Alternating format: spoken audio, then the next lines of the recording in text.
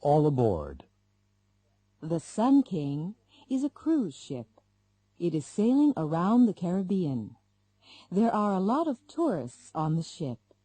Most of them are from the United States, but some of them are from Canada and Latin America. It's the 7th day of the cruise, and their ship is sailing from Venezuela to Barbados. All of the passengers and most of the crew are on deck for the captain's party. Hello, my name's Pierre Lafontaine. I'm from Montreal. Hi, I'm Heather Hillman. Where do you come from? I come from Montgomery. Montgomery, where's that? It's in Alabama. Haven't you heard of Alabama? Oh yes, of course, Alabama. It's in the South. I've never been to the South.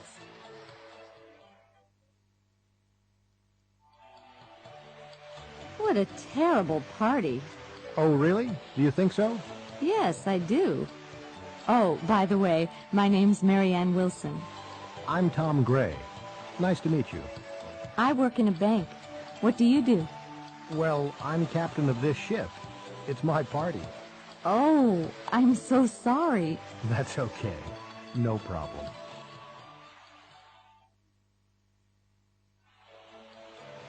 Would you like another drink? What?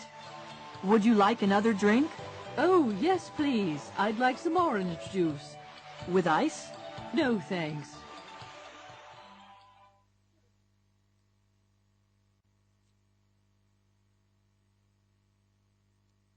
Using the telephone. 2 1 2 3 3 2 1 5 0 6. That's it. Thank you for calling XYZ Records Incorporated. You are in a call waiting system. Please hold. Your call is very important to us. As soon as an operator is free, we'll talk with you.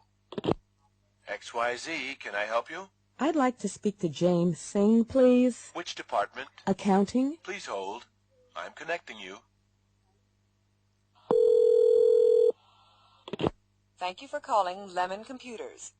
If you are calling from a touch-tone phone and you know the extension number you require, you may dial it now or at any time during this message.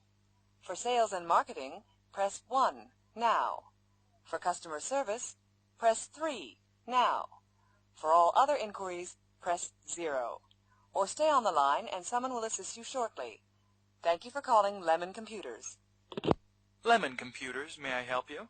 Can I speak to Simon Hertz, please? One moment. Let's see. I press 0 first, then the area code and number. What's the area code for Honolulu? Oh, right, 808. 0808 725 9316. Operator. Hello, this is a collect call. What name? Sanuski. Paula Sanuski. Can you spell that, please? That's Sinewski. Just a moment. Please hold. Thank you. When you call directory assistance, you hear a recorded message. Listen to these 5 conversations. 1. Directory assistance, what city? Minneapolis, please. What name? Nelson, Mr. P. 1999 Stinson Boulevard in Columbia Heights. Thank you for calling Minnesota Telephone. The number is 334-9045. 2. Directory assistance, what city? San Francisco. What name? Slick, Ms. G. at 2400 Fulton Street, San Francisco. Thank you for calling Pacific Bell. The number is 685-0124. 3. Directory assistance, what city? Miami. What name? Buffett, J. on Alton Road in Miami Beach. I don't know the address. Thank you for calling Southeast Bell. The number is 766-5545. 4. Directory assistance. What city? Boston, please. What name? Knight, J. It's somewhere in the Jamaica Plain area. There's a J. Knight on Arbor Way. That's the one. Thank you for calling New England Telephone. The number is 552-7136. 5. Directory assistance. What city? Chicago. What name? Butterfield, P, on 59th Street, by the Midway Airport. Thank you for calling Illinois Bell. The number is 401-0033.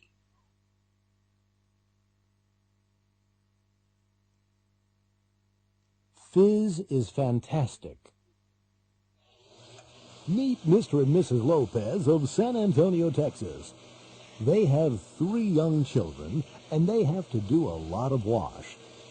There are 2 piles of dirty clothes on this table.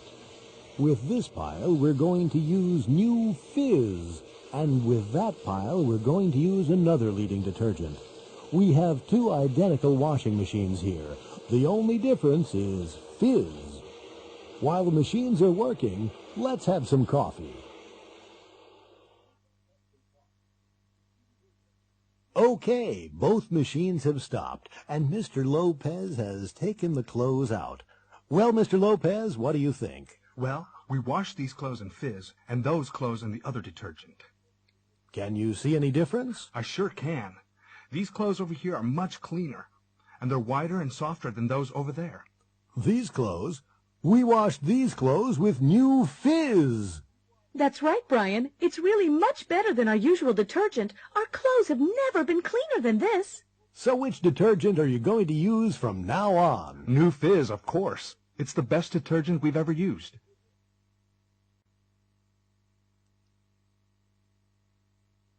Olympic Update. It's time now for our Olympic update, coming to you live by satellite from the Olympic Games. Here's our reporter, Pat Sweeney. This is the Olympic swimming pool at the center of the Olympic complex. The most important event today was certainly the women's 200-meter freestyle competition. An American, Sierra Kennedy, was first and won the gold medal. She swam the 200 meters in a new world's record of 1 minute, 56 seconds. The United States won 2 gold medals yesterday and 3 the day before. So in the first 3 days of the Olympic Games, the American team has won 6 gold medals.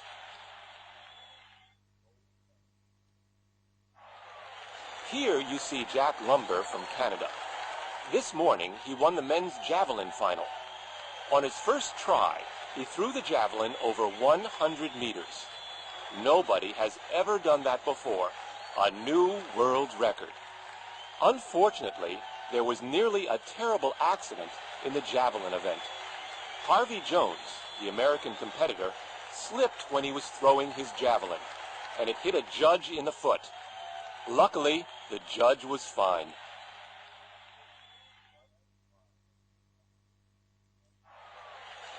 Here we are in the Olympic Gymnasium.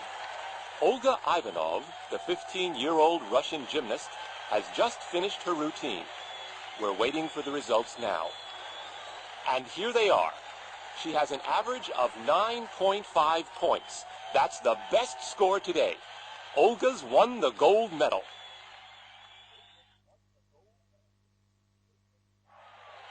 We're waiting for the last jumper. Ted Kelly from Great Britain is going to jump. The bar is at 2.30 meters. Now he's beginning his last try.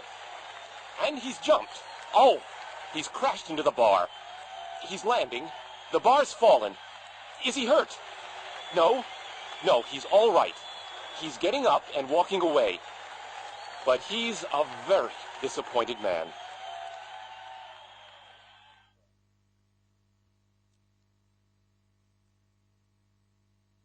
Waiting for a friend.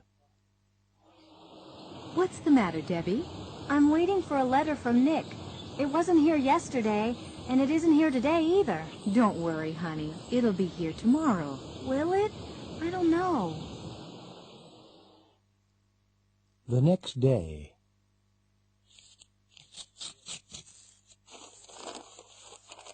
Mom, it's here. And Nick's coming to Pittsburgh. Oh, really? When? He'll be here next Monday. What time will he be here? You have classes on Monday. He'll be on the 7:40 train. Oh, Mom, can he stay with us? Well, I don't know. Oh, okay, sure. I've heard so much about him, I'd like to meet him. The next Monday. Debbie, the train won't be here for 10 minutes. Let's get a soda or something. No, thanks, Mom. You guys get a soda. All right. Where will you be? I'll be right here. 10 minutes later. Well, the train's late. It'll be here soon. Mom, can you and Sarah wait in the coffee shop? Why, dear? I want to say hello to Nick on my own. Is that okay? Sure. But we've just had a soda. We'll be in the bookstore right over there. Thanks, Mom. I won't be long. Listen to the station announcements. The trains will be late. When will they be here? 1. The train from Philadelphia will be 5 minutes late. The new time of arrival will be 6:50 p.m. on track 3. 2. The 7:15 p.m. train from Cincinnati, continuing on to Philadelphia, will now be here at 7:30 p.m., arriving on track 5. The 7:15 p.m. train from Cincinnati, continuing on to Philadelphia, will now be here at 7:30 p.m. on track 5. 3. There will be a 1-hour delay on the 7:40 from Chicago and Cleveland. The train will now be here at 8:39 p.m. on track 4. We apologize for any inconvenience. 4. The 8:20 arrival from St. Louis will be on track 1. This train will be just 2 minutes late. The St. Louis train will be just 2 minutes late at 8:22 p.m.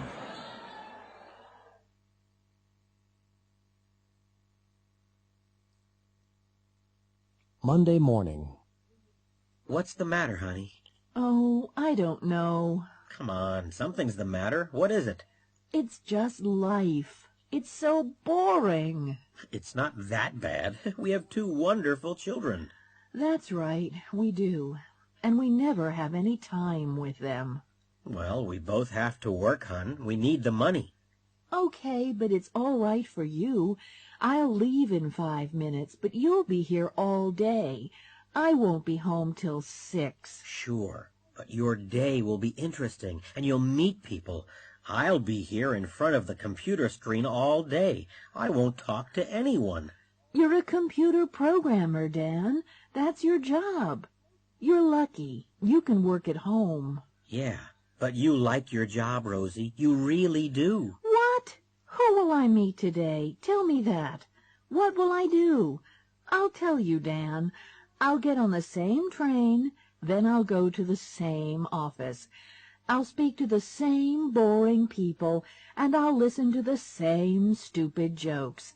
I'll get the same train home, then I'll get home and help the kids with their homework. I'll cook dinner, honey. I always do. Yeah, but I'll wash the dishes.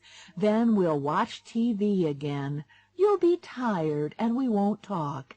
Then we'll do the same tomorrow. What a life! Today, tomorrow, this week, next week, this month, next year, forever. It's just Monday morning, Rosie. You'll feel okay tomorrow. Will I?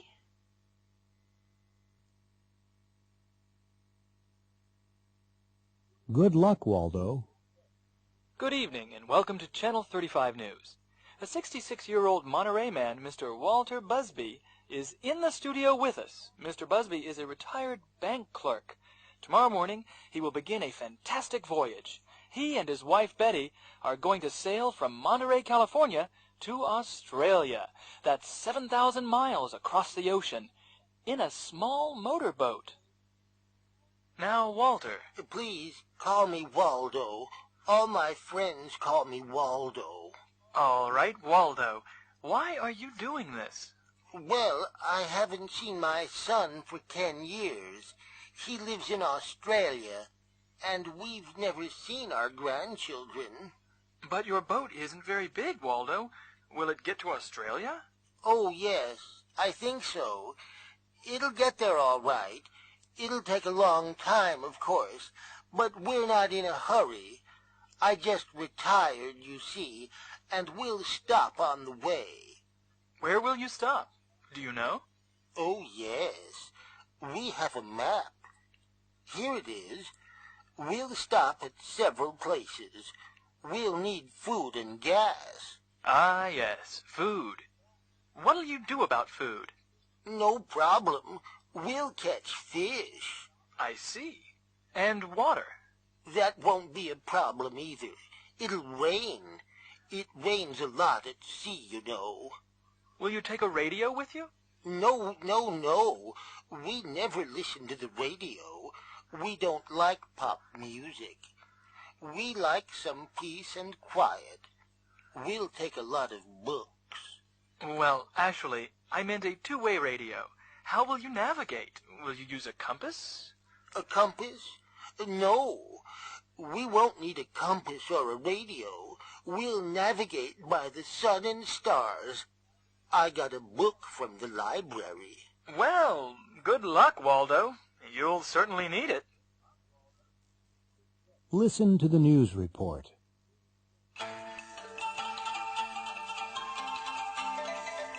This is Channel 35 News. Walter and Betty Busby are recovering tonight in Monterey Hospital.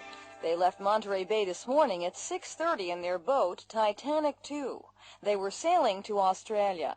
7 miles out of Monterey, their engine stopped, and the boat turned over in heavy seas. They held on to the boat, and a helicopter rescued them. This was not Mr. and Mrs. Busby's first accident on the ocean.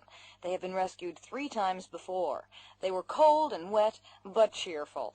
Mr. Busby said, "We're looking for a bigger boat. We'll get to Australia one day. We had some bad luck." It happened to me. A short flight. Last year I had to fly to London for business. I can't sleep on airplanes, so my doctor gave me some sleeping pills. I got onto the plane, sat down, and took 2 pills. We took off, and a few minutes later I was asleep. When I woke, the flight attendant was shaking my arm. I was the only passenger on the plane. Those pills were strong, I thought. I went to the baggage claim area. I couldn't see my bags anywhere. I went to the information desk and asked about my bags. "Which flight were you on?" asked the desk clerk. "The flight from New York, 7:43, I said. "But you didn't go anywhere, ma'am. Your aircraft had a problem with the engines and it came back. This is New York." Wilhelmina C. Williams, Paterson, New Jersey. Sleepwalker. My kid sister often walked in her sleep. One night I woke up suddenly. My sister was walking out of our room with her eyes closed. I got up and followed her to the kitchen. She opened the fridge and took out some chocolate cheesecake. Her eyes never opened. She ate it, then went back to our room. I told her in the morning, but she didn't believe me. "Look in the mirror," I said. There was chocolate all around her mouth and nose. Candy Faulkner, Oxford, Mississippi. What a nightmare. I once had a terrible nightmare. I dreamed I was in a hotel room on the 40th floor. The hotel was on fire. Smoke was coming under the door. I couldn't open the window. I hit it with a chair, but I couldn't break it. The room got hotter and hotter, and the smoke got thicker and thicker. This is the end, I thought. Then I heard a crash. Right then, I woke up. I was at home in my own bed, in my own room, and the room really was full of smoke. The window was open, and a firefighter was climbing into the room. He rescued me. My apartment was on fire. Jackson Burns, Seattle, Washington.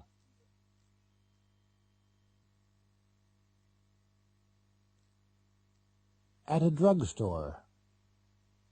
Can I help you? Yes, thank you. I have a terrible headache. How long have you had it? About 2 or 3 hours. Well, try these pills. Take 2 every 4 hours. Thank you very much. You're welcome. Could I have a box of throat lozenges, please? With antiseptic or without? With. There you go. Will that be all? Yes, that's all. Sorry, I only have a $50 bill. Okay, out of 50. Here's your change. Thank you. You're welcome. Could you fill this prescription, please? Sure. Do you want to wait? How long will it take? It'll be ready in about 20 minutes. Oh, I'll come back later. All right. It'll be waiting. Should I pay now or later? Later will be fine.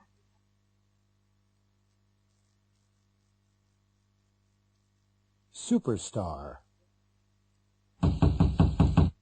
Come in. Yes, Miss Baloney? No, Gary. I don't want you. Who do you want, Miss Baloney? I want Marvin, and I want him right away. Okay, I'll go and find him. Marvin? Did you want to see me, ma'am? Yes, I wanted to see you 20 minutes ago. I'm sorry, I was in the garage. I want a car this afternoon. Which car do you want to take? The stretch limo, the Rolls Royce, or the Ferrari? The stretch limo. Where do you want to go, ma'am? The recording studio. What time? The recording session begins at 2. We'll leave here at 1:30. Okay, Brandon. Can you hear me? Sure. I want you to play electric piano on this one. No problem. And I want Jared to play acoustic guitar. I want him to play real loudly, okay? You got it. And find Tanya and Sophie. I want them to sing doo-wops. Excuse me? You know, the chorus. Doo-wop dee diddy diddy dum dee doo.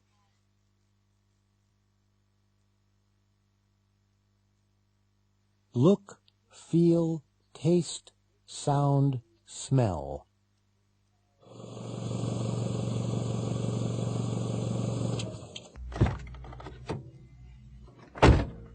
I like your car, Jackie. Oh, you do? I've only had it for a week. It looks very expensive. Really? I guess new ones are expensive, but this one's used. It is? It doesn't look like a used car. It looks brand new. It feels cold in here. It does? Yes, really cold. Is the heat on? Yes, it is. It'll feel warmer in a minute.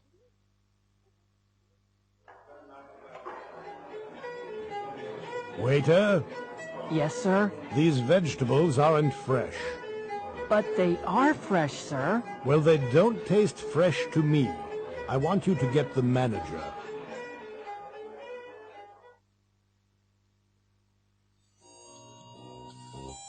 I'd like you to listen to my new stereo, Eduardo. Does it sound all right? Yes, it sounds fine to me. I think the bass is too loud. No, it sounds perfect. It sounds better than mine.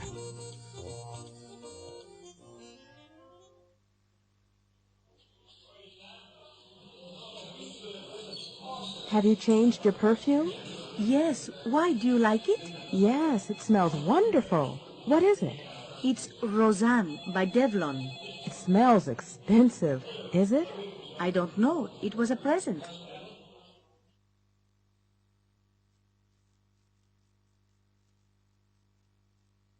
A science fiction story.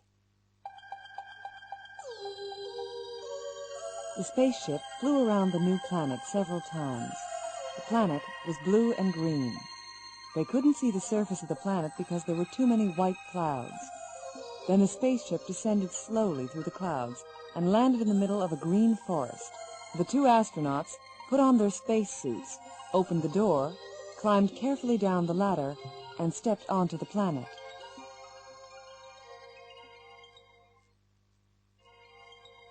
The woman looked at a small control unit on her arm.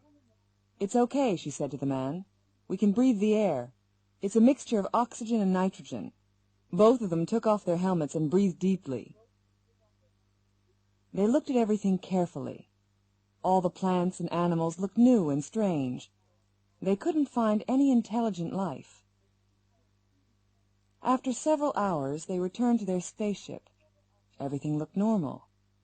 The man turned on the controls, but nothing happened.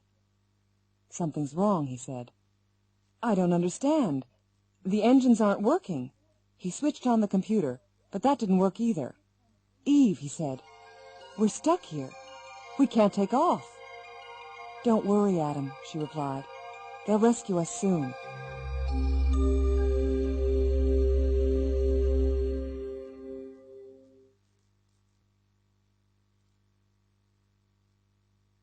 It's too hot. In the hotel coffee shop. Come on, Kim. Hurry up and finish your coffee. We have to catch a taxi to the airport. We'll be late. I can't hurry. This coffee's too hot for me to drink.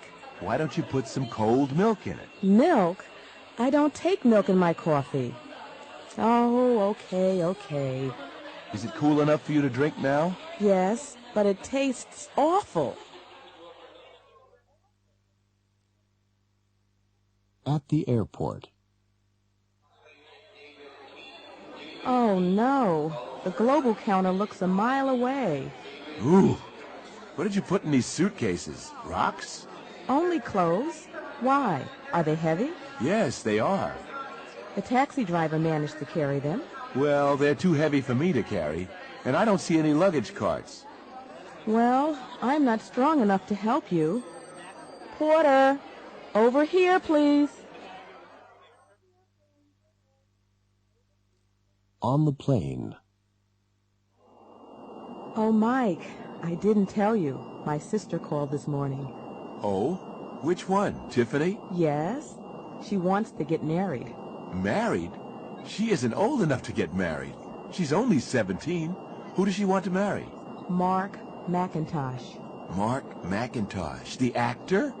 I can't believe it. He's too old for her. He's over 60. I know, but she loves him. At their destination.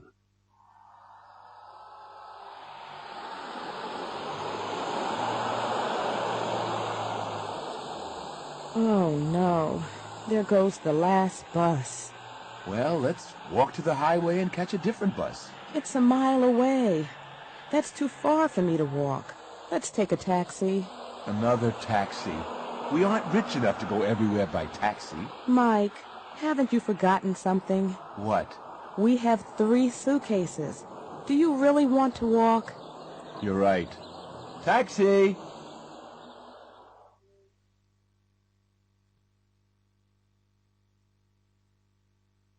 Two phone calls.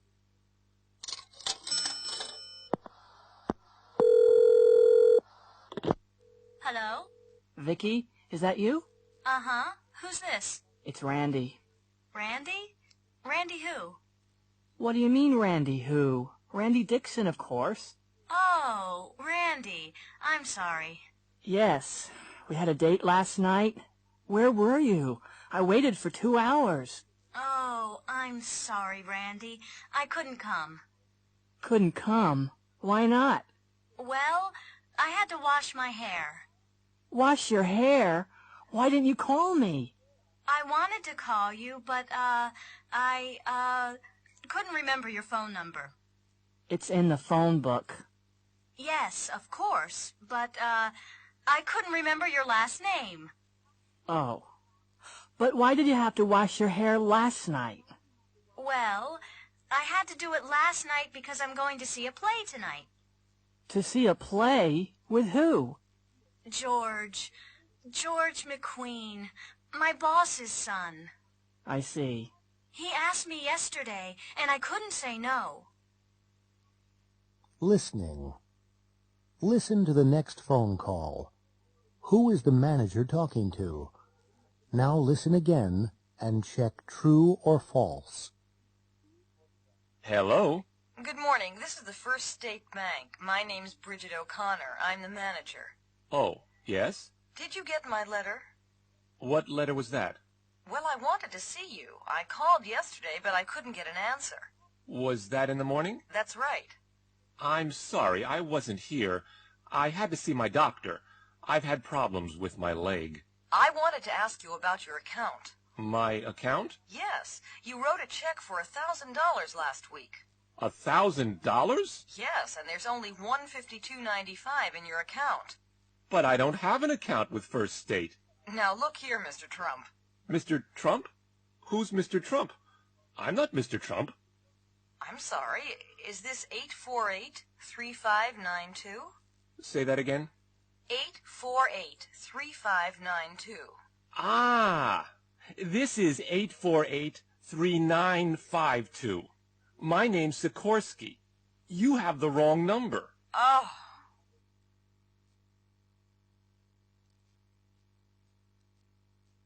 Army Recruiting Office. Good morning. Are you the new janitor of the building? Janitor? No, not me. I want to join the Army, man. What? You in the Army? Yeah, I want to be a soldier. This is the Army Recruiting Office, isn't it? Well, yes. Sit down, son.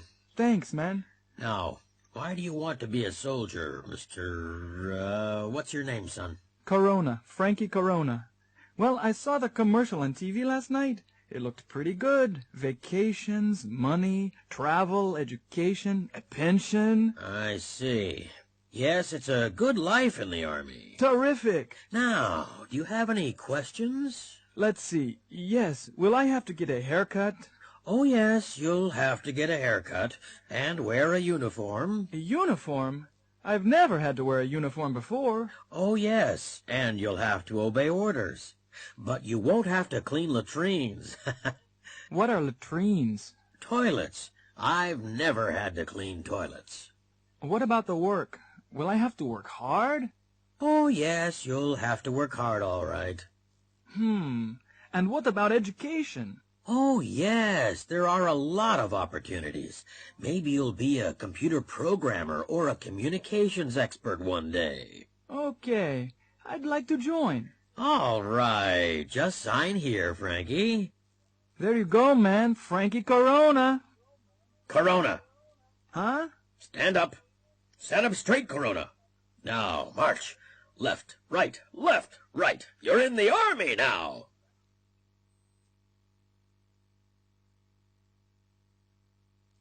A traffic survey. All major cities have traffic problems. Toronto has too many cars and not enough parking spaces in the city center. Traffic moves slowly downtown and parking costs are extremely high. The planning department wanted to change the traffic system, so they conducted a traffic survey. They interviewed a lot of people in downtown Toronto. 1. David Chang is 58. He learned to drive when he was 18. He's been able to drive for 40 years. He lives about 20 miles away. He always comes downtown by car. 2. Leila Patel is 25. She's been able to drive for 6 years, but she doesn't have a car. She hasn't been able to save enough money. She lives about 35 miles away. She always comes into town by train. 3. Douglas Mackenzie is 20. He's had a lot of driving lessons. He's taken the driving test 3 times, but he hasn't been able to pass the test yet. He lives near the city center and works in a mall downtown. He usually walks to work. 4. Mr. and Mrs. Hawkins are both over 65. They've never been able to drive. They've never learned. They don't live far from downtown, and they occasionally come downtown by streetcar. 5. Excuse me, ma'am? Yes? We're doing a traffic survey. Could I ask you a few questions? Okay. Your name is? Green. Michelle Green.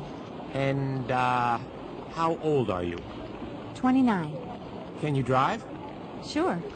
And how long have you been able to drive? Since I was 19. Uh-huh. Where do you live? Oxford Street. Ah, that's not far away. How do you usually get downtown? By bicycle. By bicycle? That's unusual. Thank you. Oh, is that all? Yes, that's it. Thank you very much. 6. Excuse me, sir? Yeah, what? May I ask you a few questions? Questions? About what? You're not from the police, are you? No. It's just a traffic survey, that's all. Well, all right then. What's your name? Jones. Wayne Jones, eh? How old are you, Mr. Jones? 22, eh? Can you drive? Yeah, but I don't drive much. How long have you been able to drive? About 4 years. But I told you, I don't drive much. I come into town on my motorcycle. It's a Harley Davidson. It's over there, the red one. Where do you live, Mr. Jones? The university. I'm a student, eh? Oh, really? Yeah, I'm studying philosophy.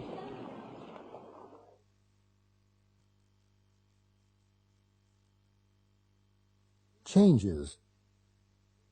Why do you want to study computer programming? Well, I lost my job last month, and I haven't been able to find another one.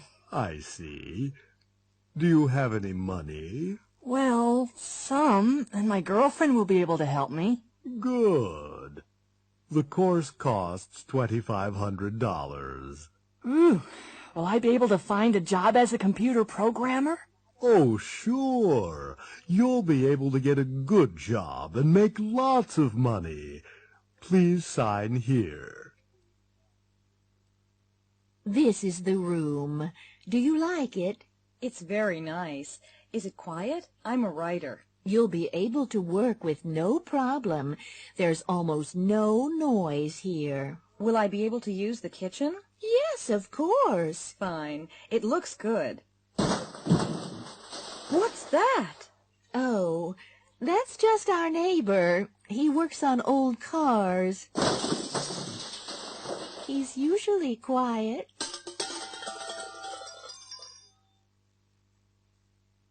Have a seat, Jim. You work in the mailroom, right? That's right. I want to transfer to the International Sales Division. Why do you want to join the International Division, Jim? Well, I don't, really. I just want to travel to Latin America. How good is your Spanish? Spanish? I've never been able to learn Spanish. Well, what will you be able to do in the International Sales Division? I don't know, but I won't be able to work very hard. I have a bad back.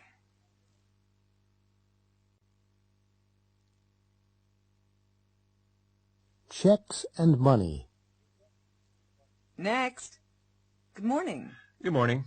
I'd like to cash this check, please. Okay, $200. Oh, you haven't signed it. Really? Oh, I'm sorry. There you go. How would you like the money?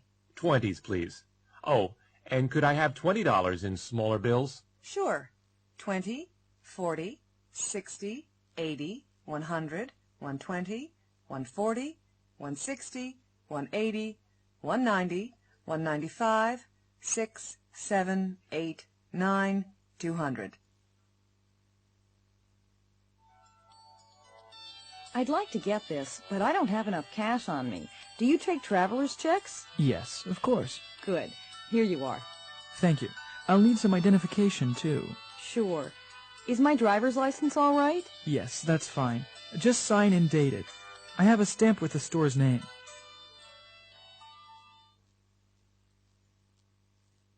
Hello, can I help you?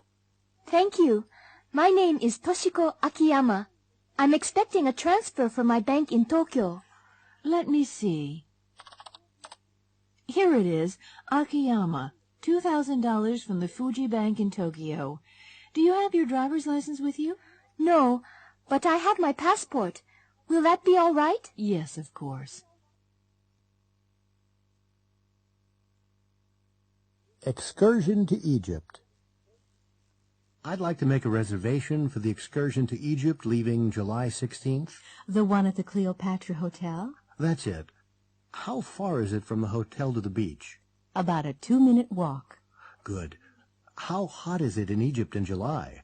About 32 degrees centigrade. That's 90 degrees Fahrenheit. And that is the Great Pyramid. Oh, yes. It looks very high. It's about 137 meters high. How long are the sides? They're 230 meters long. Wow. How old is it? It's almost 4,500 years old.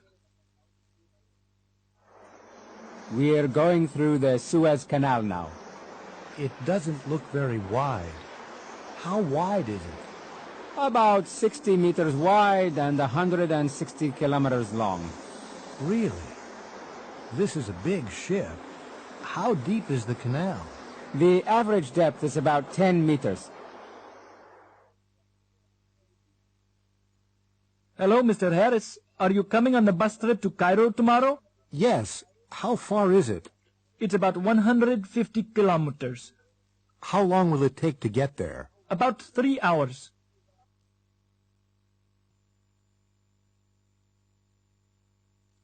Everybody's in a hurry. 10 years ago, Ford Studebaker had an accident in his car. He was driving quickly and carelessly. After the accident, his wife said, "Ford, you're an old man now. You have to drive more slowly and more carefully." Ford has not had an accident since then. He always drives slowly, very slowly. But the drivers behind him often get angry. They sometimes have to stop suddenly, and then other cars crash into them. Ford always drives in the middle of the road, and other drivers can't pass him. They sound their horns and flash their lights because they want Ford to go more quickly. But Ford never notices them, and he never sees the accidents behind him. When he reads about the accidents in the newspaper, he says to his wife, "People drive more carelessly these days. Everybody's in a hurry. I don't understand it." Natasha Taranova is a tennis star. She's one of the best players in the world. She hits the ball hard and fast, harder and faster than any other player. But many people dislike her because she often behaves badly. She sometimes gets very angry. Last year, she shouted at the crowd and broke her racket on the ground during the final of the Texas Championship. She didn't play well and lost. This year she played better and won the final. Unfortunately, she got very angry and behaved worse than last year. She threw her racket at the umpire. She will never be able to play in the Texas Championship again.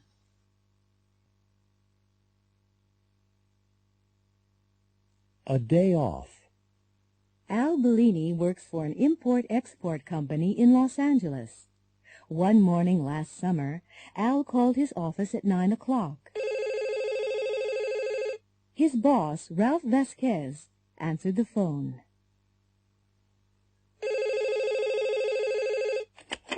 Hello, Ralph Vasquez. Hello, Ralph. This is Al Bellini. Oh, hi, Al. What's up? I don't think I can come to work today, Ralph. Oh, what's the problem?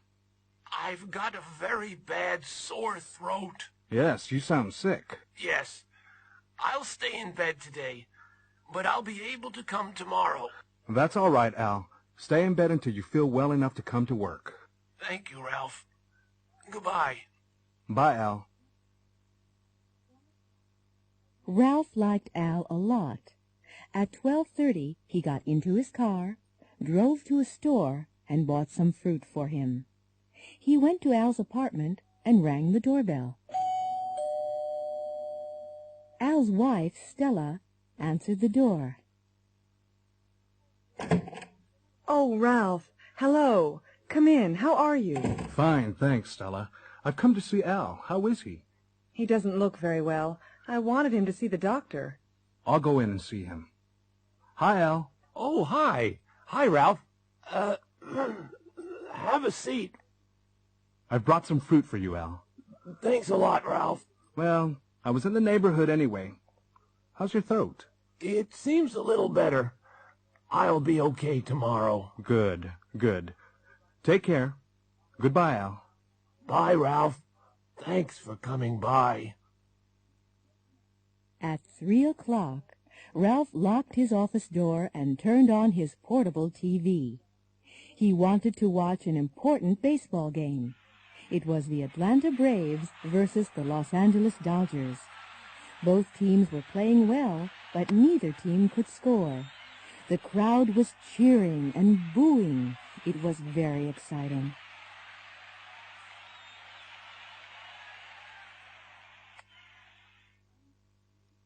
Then at 3:20, Sam Zapata of the Dodgers hit a home run. Ralph jumped out of his chair. He was very excited. He was smiling happily when suddenly the cameraman focused on the crowd. Ralph's smile disappeared, and he looked very upset. Al Bellini's face, in close-up, was there on the screen. He didn't look sick, and he didn't sound sick. He was smiling happily and cheering wildly.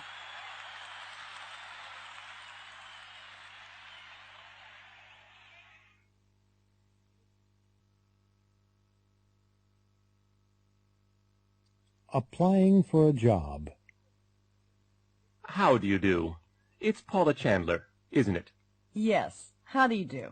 Have a seat. I'm Art Miranda, and I have your application form here. I just want to check the information. Fine. Sure. You're applying for the position of export sales representative, aren't you? Yes, I am. You aren't from Connecticut, are you? No, I'm not. I'm from Massachusetts. You got a bachelor's degree in business administration at college, didn't you? Yes, that's right. But you didn't get a master's degree, did you? No, I didn't. And you have worked in international sales, haven't you? Yes, I have. I've been a sales representative in Mexico and Central America. But you haven't worked in Brazil, have you? No, I haven't, but I'd like to. You can speak Spanish, can't you? Yes, I can. But you can't speak Portuguese, can you? No, I can't, but I'd like to learn Portuguese. Come in. Have a seat. It's Paul Lanier, isn't it? Yes, that's right. Well, I've looked over your application. Can I just check the information? Yes, of course. You're applying for a secretarial job. Yes, a bilingual secretarial job.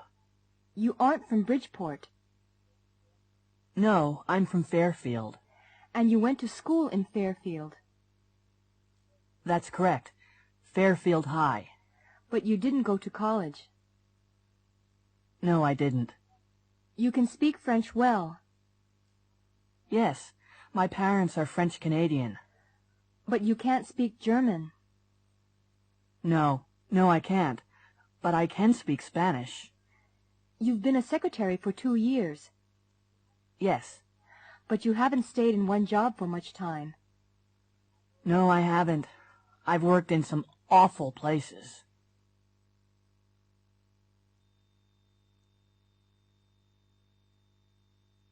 Disasters. Good evening. Our program tonight is about disasters. This year there have been fires, earthquakes, and volcanic eruptions. All our guests tonight have survived disasters. Hello, I'm Susan Fisher-Diaz. I live in Chicago. I was working in my office on the 28th floor of a skyscraper. I was dictating some letters to my secretary when the fire alarm rang. I rushed out to the elevator, but it wasn't working. The stairs were full of thick smoke. We couldn't go down, so we had to go up to the roof. When we got there, some people were waiting calmly. Others were shouting and screaming wildly. A helicopter managed to land on the roof and rescued 6 of us before the roof collapsed. My name's Linda Reed. I was on vacation at the Med Club on Patapita, a small island in the South Pacific. I was taking a nap when the volcano erupted. The noise woke me up. I looked out of the window. Everybody was running toward the harbor. I threw on my robe and ran to the harbor, too.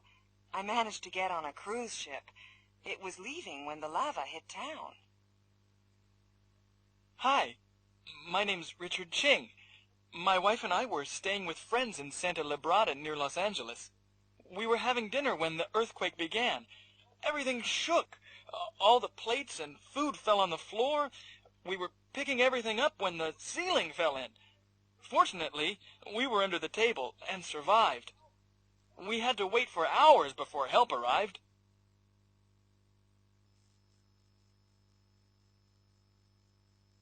Traveling by air. 1.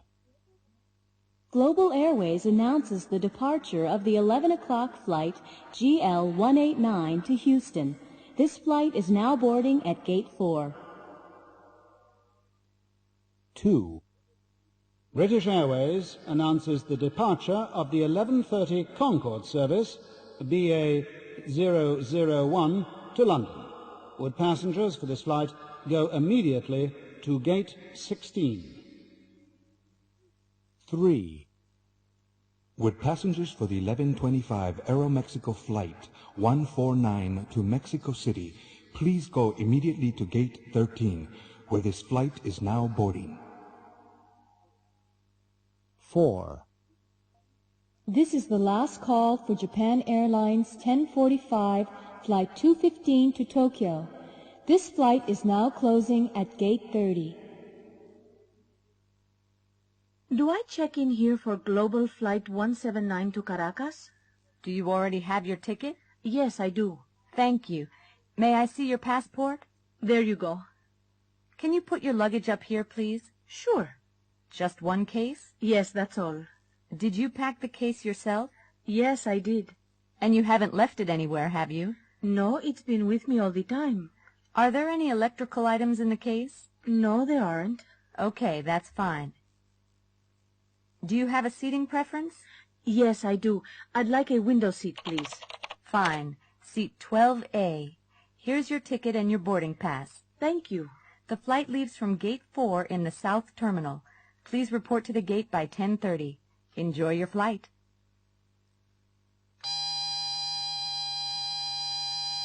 Excuse me, ma'am. May I see the contents of your pockets? Of course. Thank you. Put everything in this container.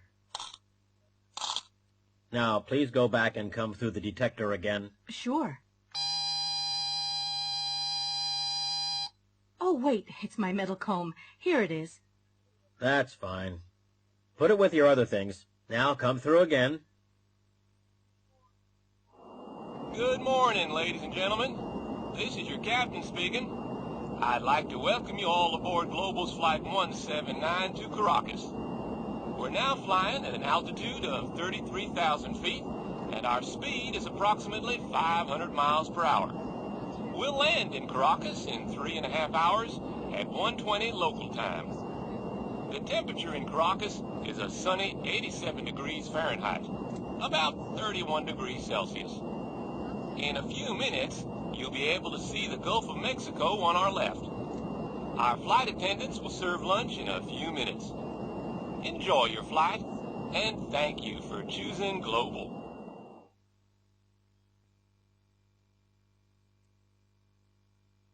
I've cut myself. Ow! This knife's sharp. I've cut myself. Let me see. Oh, you haven't cut yourself badly. It's just a scratch. But it's bleeding. It's not bleeding much. I'll get a Band-Aid. Did you see the play on Channel 13 last night? No, I didn't. What was it? Romeo and Juliet. I cried. You cried? Why? Well, it was very sad. At the end, Romeo killed himself, And then Juliet killed herself. It sounds dumb to me. Why did they kill themselves? For love. Oh, they were dumb, weren't they? My guests tonight are the rock stars MC Malone and TNT Cats. Hi, Sid. We're happy to be here. You both play the guitar and sing very well. How did you learn? Well, we just bought some guitars, and we taught ourselves. You taught yourselves. Terrific. I'm sorry I'm late. Oh, that's all right, Yolanda. Yesterday was my first wedding anniversary. Congratulations. Thanks. We went to that new restaurant on Bank Street. Did you enjoy yourselves? Oh, yes. We had a very good time. Have you seen my new microwave oven? No, I haven't. Oh, it's fabulous. It has an automatic timer. It can turn itself on and off, and it cleans itself.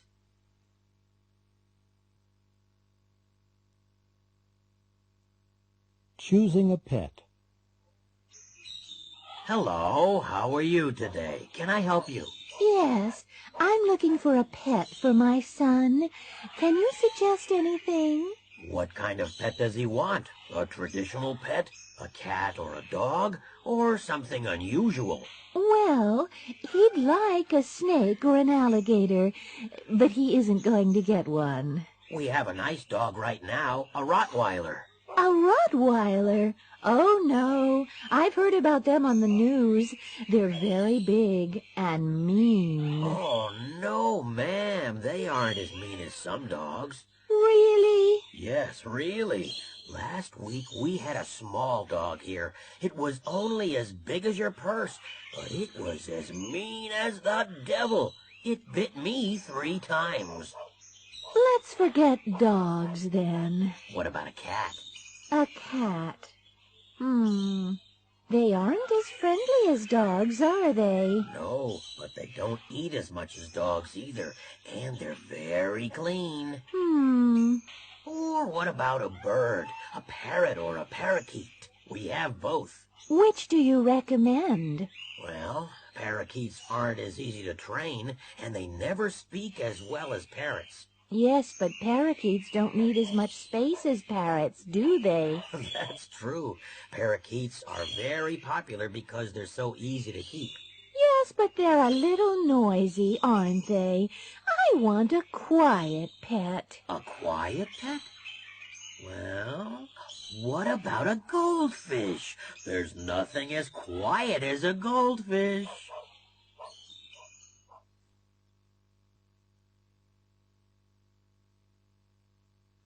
An interrogation. You're John Patrick O'Brien. Yes, I am. You sell used cars.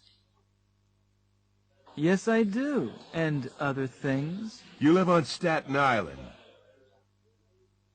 Yes, I do. I live in Richmond Town.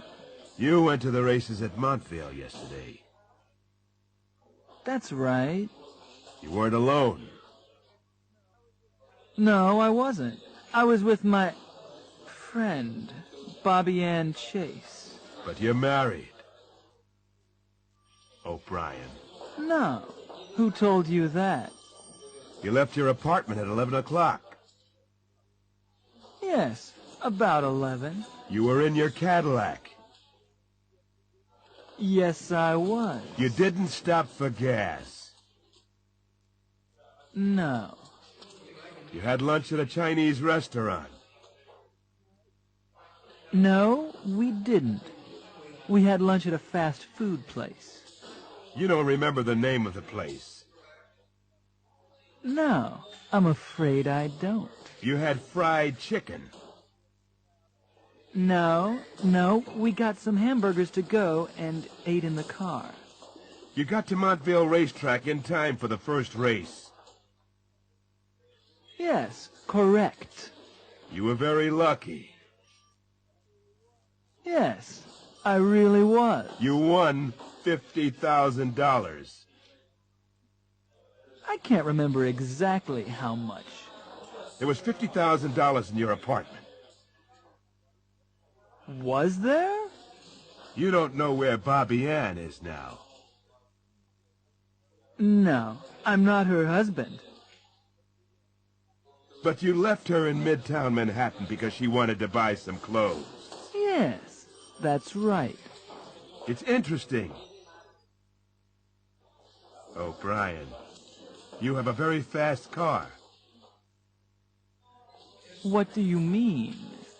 The last race at Montville started late, and it didn't finish until 25 after 5. So you drove from Montville on Long Island to Midtown Manhattan to Staten Island in 35 minutes. At rush hour. That's impossible. Oh, Brian.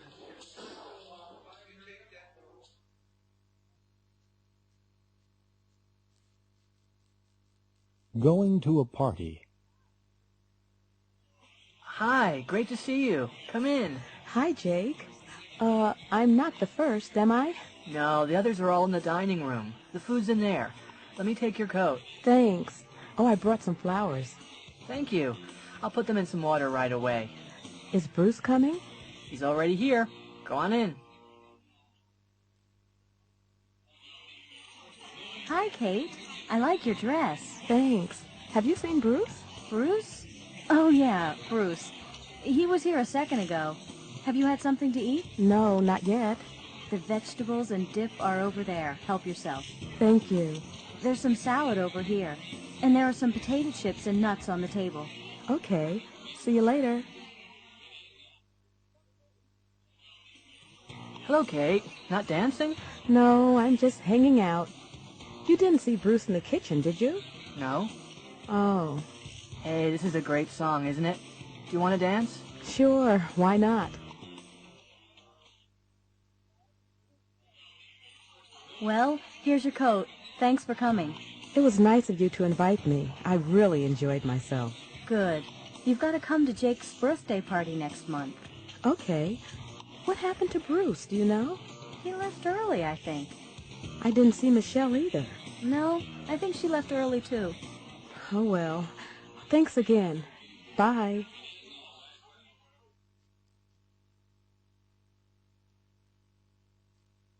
Together Again.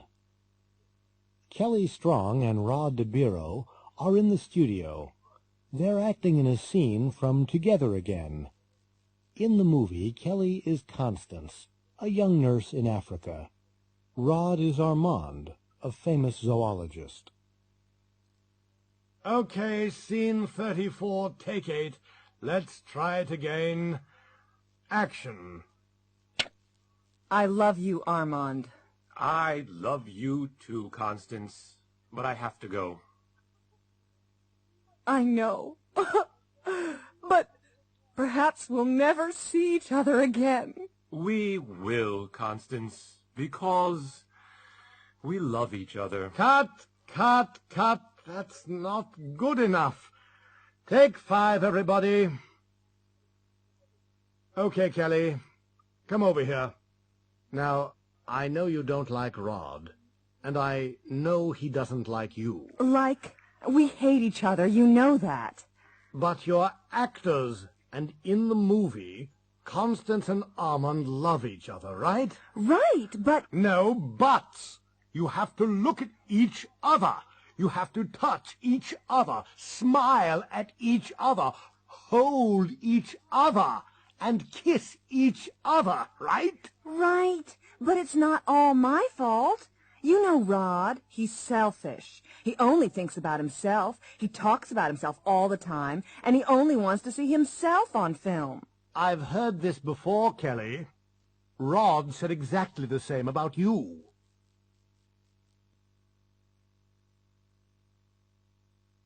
So am I.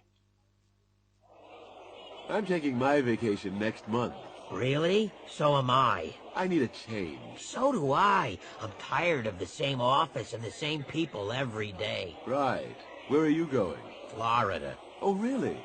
I went there last year. So did I. We always stay on the Florida Gulf Coast. We never go to Miami or Palm Beach. No, neither do I. It's too crowded there. Where exactly are you going? Sanibel Island. It's about 50 miles south of Sarasota. Do you know it? You're kidding. No, I'm not. I've been there 3 times. Well, so have we. And we're going there this year, too. Not to the Sand Dollar Resort. Yes, why?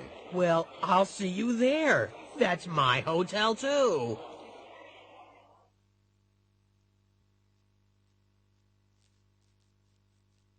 A family problem.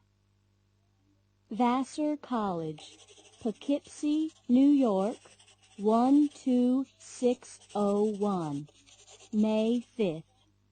Dear Daddy, thank you very much for the birthday present.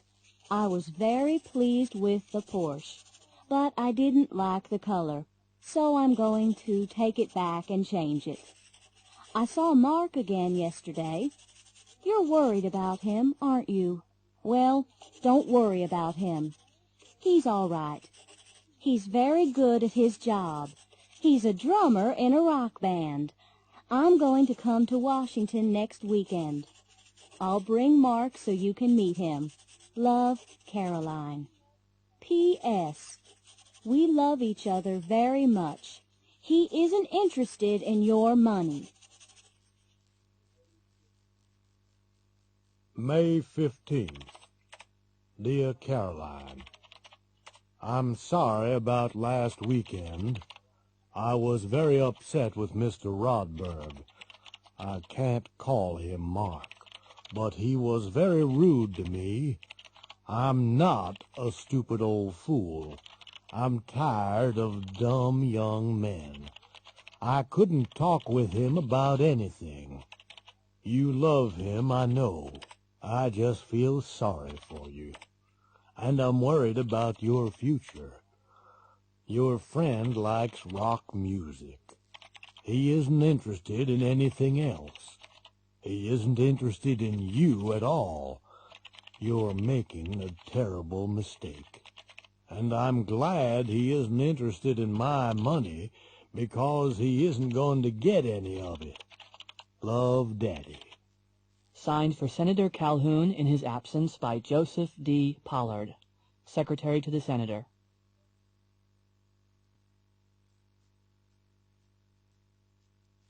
The Yes-No Contest. Hi there, I'm Barry Smiles. Welcome to the Yes-No Contest. Our rules are very simple. I'll ask you questions for 30 seconds. You must answer, but you can't answer with yes or no. You can't nod or shake your head either. Now, here is our first contestant, Ann Mock from Palm Beach, Florida. What's your name? Ann Mock. Where are you from, Ann?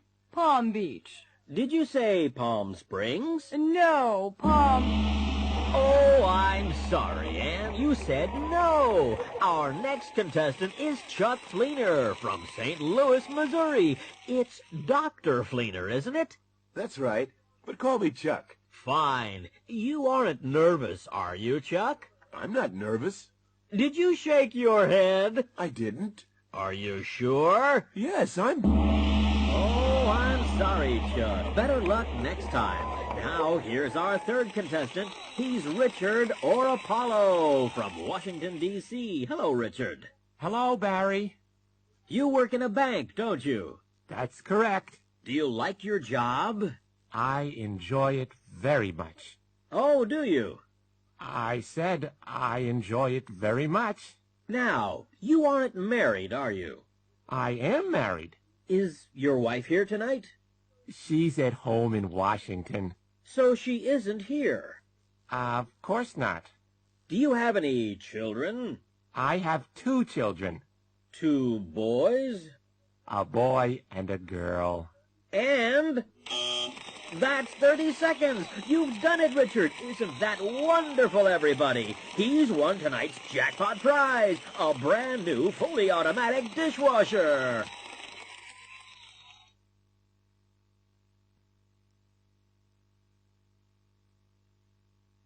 I used to. Hello, Tom. This is your dad. Your old dad in the nursing home? Why aren't you here? Oh, hi, Dad. I'm very busy. I can't visit you today. I'm sorry, Dad. Tom, Tom, you used to visit me. You used to take me to the movies. You used to bring Barbara and the children. I'm sorry, Dad. We'll come for your birthday. My birthday? It's today. You didn't even send a card. I'm writing a new will. Reggie, you used to be the best baseball player in the National League. Are you going to come back and play again? No, I'm not. No way. Why not? Well, baseball used to be the most important thing in my life, but it isn't anymore. I used to practice every day. I never used to go out or eat big meals or stay up late. Why has your life changed, Reggie? Well, I was poor then, but I'm not now. I don't need to play baseball anymore. Mom? What? There's a terrific movie downtown. Really? What is it? Space Cop. Are you going to see it? I'd like to. All the other guys are going, but I don't have any money. Okay. How much do you want? $10. $10? When I was your age, I used to get $2 for the movies. I know. And you used to walk 5 miles to school, and you used to cut wood. And I used to talk to my mother with respect.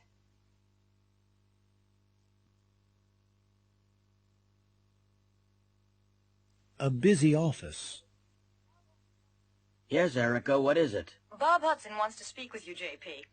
I'm very busy right now. Ask him to call back later. All right.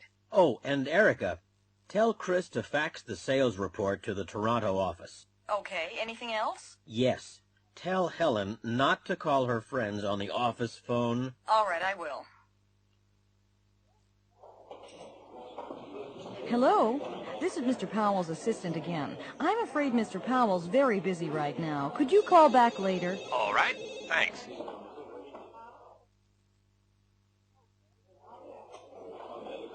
Oh, Chris? Yes, Erica? JP wants you to fax this report to Toronto. Okay, I'll do it later. No, Chris, do it now. I know it's important. Helen, did you call your friend on the office phone yesterday? Well, yes, I did. But it was urgent. I think JP heard you. He wasn't very pleased about it. Don't use the office phone for personal calls, okay? Yes. Okay, Erica. I won't do it again. I'm sorry. Erica, did you speak with Bob Hudson? Yes, I did. I asked him to call back. He says he'll call you later. Fine. Has Chris faxed that report yet? Not yet, but I told him to do it immediately. I think he's doing it now. Good. Did you tell Helen not to call her friend from here? Yes, I told her not to use the office phone for personal calls. She says she won't do it again. I'm sure she won't. Well, I hope you're right. Her friend is working in Saudi Arabia.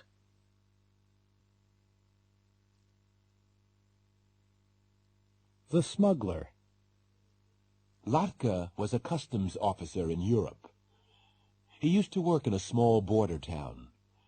It wasn't a busy town, and there wasn't much work. The road was usually very quiet, and there weren't many travelers. It wasn't a very interesting job, but Latka liked an easy life. About once a week, he used to meet an old man. His name was Spevna. He always used to arrive at the border early in the morning in a big truck. The truck was always empty. After a while, Latka became suspicious. He often used to search the truck, but he never found anything. One day, he asked Spevna about his job. Spevna laughed and said, "I'm a smuggler." Last year, Latka moved to the United States. One night, he was having dinner in a restaurant in Los Angeles. On the other side of the restaurant, he saw Spevna drinking champagne. Latka walked over to him. Hello there. Hi. Do you remember me? Sure, of course I do. You're a customs officer. I used to be, but I'm not anymore. I retired last year, and I live with my daughter in Los Angeles now. I often used to search your truck in the old country. But you never found anything. No, I didn't. Can I ask you something? Of course you can. Were you a smuggler? Of course I was. But the truck was always empty. What were you smuggling? Trucks.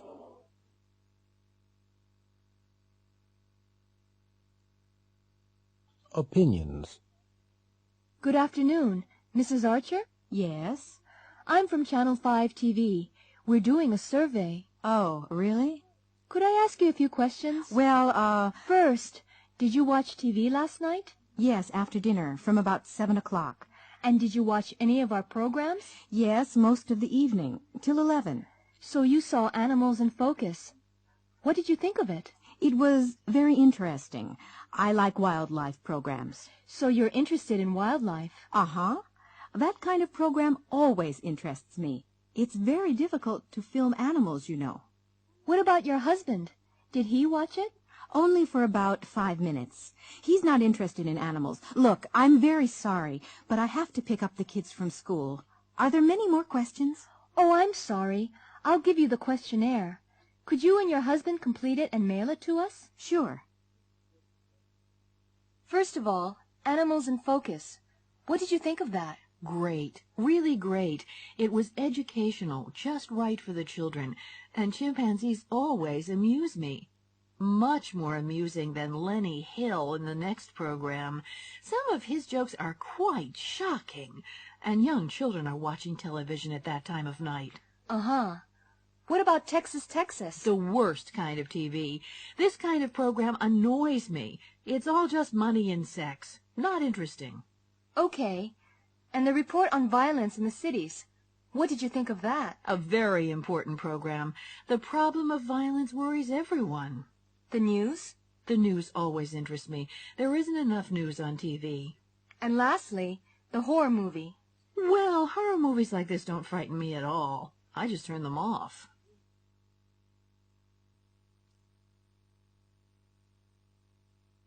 Advice.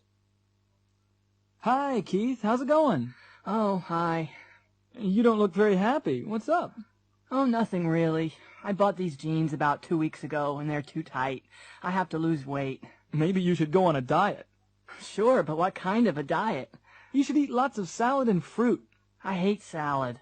I prefer meat and French fries, and I love candy. There you go. You shouldn't eat too much meat, and you shouldn't eat candy at all. I know, Nick. Believe me, I know. What's the matter, Dario? You're very quiet today. I'm worried about my English. What's the problem? I'm not practicing enough. Why not? Well, it's hard to meet Americans. You should go out more. Where should I go? Maybe you should join a gym or take a class. Americans never speak to me. Well, you should speak first. What can I talk about? Sports. They're always interested in sports. Hello, Brian. You look tired today. Yes, I'm working too hard. You should take a few days off. I know I should, but we're just too busy. I'm working 12 hours a day. 12 hours a day? You're going to kill yourself. What else can I do? Maybe you should quit. I can't. I need the money.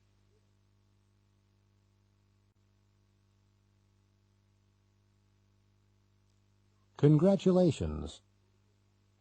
I'm David Burns, and I'm going to announce the winners. Senator Cheryl Adams is going to present the awards, and our first winner is 78-year-old Mrs. Flora Dobson.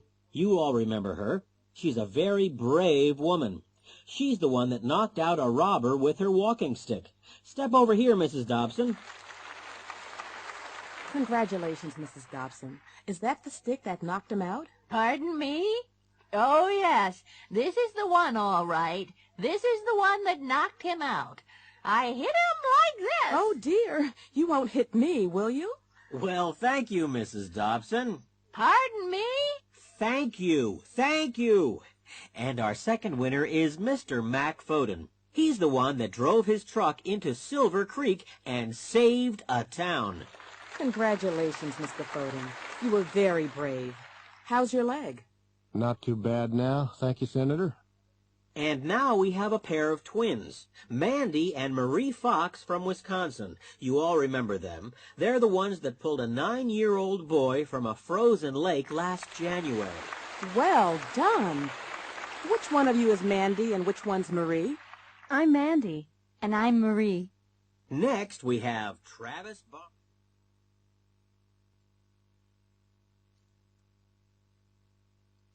Waiting. Hi, Amber. Is the boss in? Yes, Steve. Miss Arnold's in her office and she's waiting for you. Oh, has she been waiting long? Yes, she has. She got in at 20 to 10. 20 to 10? So she's been waiting for 20 minutes? Wow, I'm in trouble. Well, she isn't very happy. Well, Vera Parker, hello. Are you waiting to see Dr. Lightfoot? Hi, Alice. Yes, I am. How long have you been waiting? Well, let's see.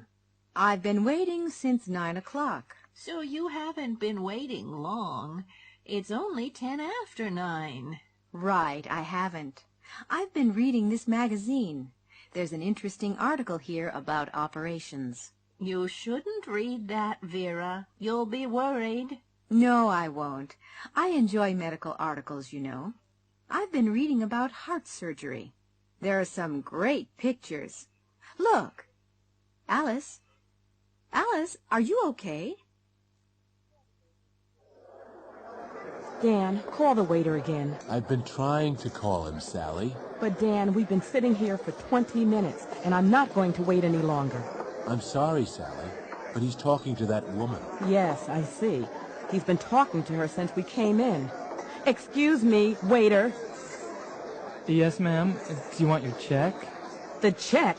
We haven't seen the menu yet.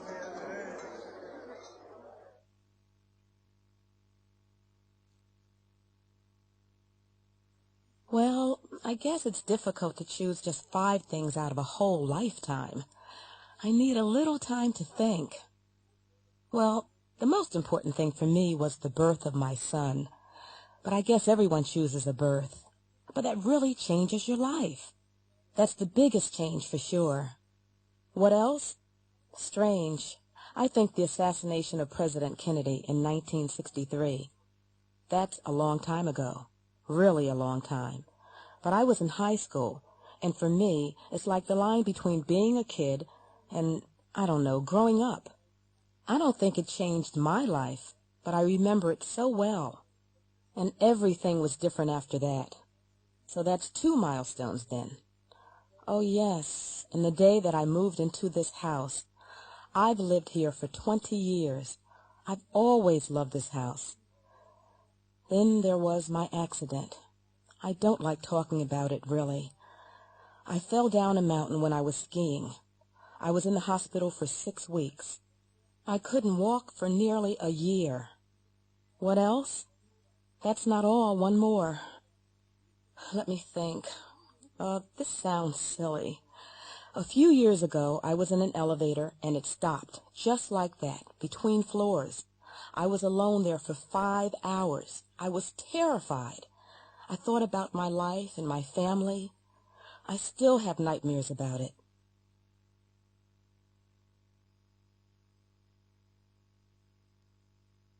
A court case. A few months ago, there was a bank robbery in San Francisco. The police arrested a man and a woman. They're in court now. Mrs. Cato saw the robbery. She's on the witness stand. The judge and the 12 members of the jury are listening to her. A lawyer is asking her some questions. Now, Mrs. Cato, you saw the bank robbery, didn't you? Yes, I did. You saw a man, didn't you? That's right. I saw him when he went into the bank and when he came out. Now, look around the court. Do you see that man? Yes. He's the one. He's the man I saw. He wasn't alone when he went into the bank, was he? No, he wasn't. He was with a woman. Now, do you see that woman in the court? Yes. There. She's the woman I saw.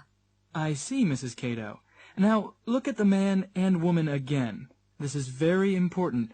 Are you absolutely sure about them? Absolutely sure. They're the people I saw. Now, Mrs. Cato, what was the man wearing when he went into the bank? I don't remember everything, but I remember his hat and his bag. Look at Exhibit A on the table. Is that the hat? Yes, that's the hat he was wearing. And Exhibit B? Yes, that's the bag he was carrying. Do you remember anything about the woman? Yes, she was wearing a black wig and red high-heeled shoes. How do you know she was wearing a wig, Mrs. Cato? Because it fell off when she was running to the car. Look at Exhibit C on the table. Is that the wig? Yes, that's the wig she was wearing. And Exhibit D, look at the shoes. Yes, they're the shoes she was wearing. Thank you, Mrs. Cato.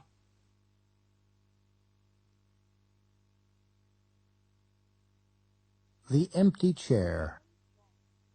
Jerry Streisand, a friend of mine in Boston, almost had a nervous breakdown last year. I told him to go to a doctor.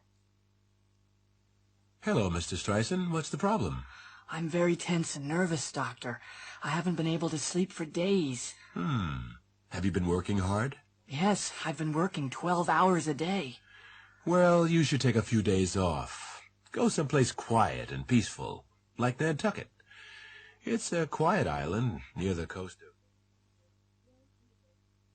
Jerry took a boat from New Bedford to Nantucket and arrived late Friday evening.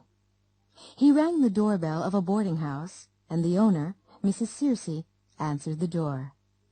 Then she showed him to his room. Jerry was very tired and went straight to bed. He slept well and didn't wake up until 9 o'clock the next morning. Jerry went downstairs for breakfast. Because there weren't any other guests, Mrs. Searcy invited him to have breakfast with her and her daughter Catherine. Catherine was already sitting in the dining room. She was about 13 years old, with long black hair and clear gray eyes. Mrs. Searcy went to the kitchen to make breakfast. Jerry and Catherine looked at each other nervously for a few seconds. There are 4 places at the table. Is there another guest?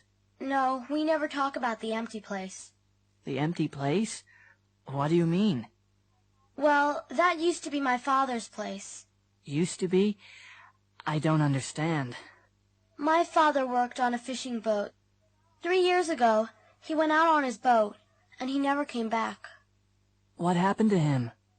Nobody knows. They searched everywhere, but they never found anything. My mother always keeps that place for him, and she makes his breakfast every morning. That's a picture of him, over there on the wall. My mother's been waiting for him for 3 years.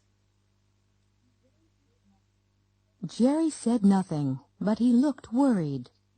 At that moment, Mrs. Searcy came into the room. She poured 3 cups of coffee and put 1 cup at the empty place. Jerry looked more worried, and he stared at the empty chair. Suddenly, he heard footsteps outside the door, and a tall man with a black beard walked into the room. It was the man in the picture. Jerry jumped up and ran out of the room. Who was that? What's the matter with him? I don't know. I don't understand. He's a guest from Boston. He arrived last night after you went to sleep. Catherine, do you know anything about this? No, Daddy, I don't. But he's here because he's very nervous. He says he's hiding here because a tall man with a black beard is trying to kill him. Catherine, have you been telling stories again? Stories? Daddy? Me?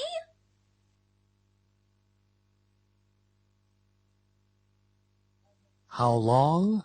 How much? Please have a seat. Thank you. I'm Esther Rosales. I've had an account here for 10 years. What can I do for you, Ms. Rosales? Well, I want to borrow some money. What for? I want to buy a car. I've been saving for one. How long have you been saving? I've been saving for 2 years. How much have you saved? I've saved about $5,000. What are you reading? The Godfather. I've never seen the movie, and Bruce told me to read it. It's a very long book.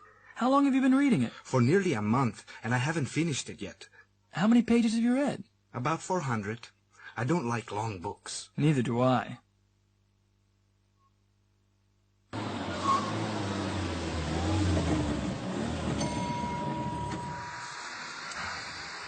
Yes, ma'am.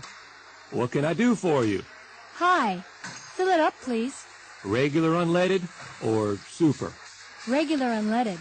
It's nearly empty. I've been driving all day. Oh, really? How far have you driven? About 400 miles. From Atlanta. That's a long way. Check the oil? Yes. Okay. And finally, news about Kimberly Lewis, the athlete from Pennsylvania. Kimberly is jogging across the United States from New York to Los Angeles. She has just arrived in Kansas City, Missouri. Kimberly left New York 2 months ago and has traveled nearly 1,300 miles. Kimberly has collected nearly $300,000 for physically challenged children. She has used 12 pairs of running shoes and more than 100 pairs of socks.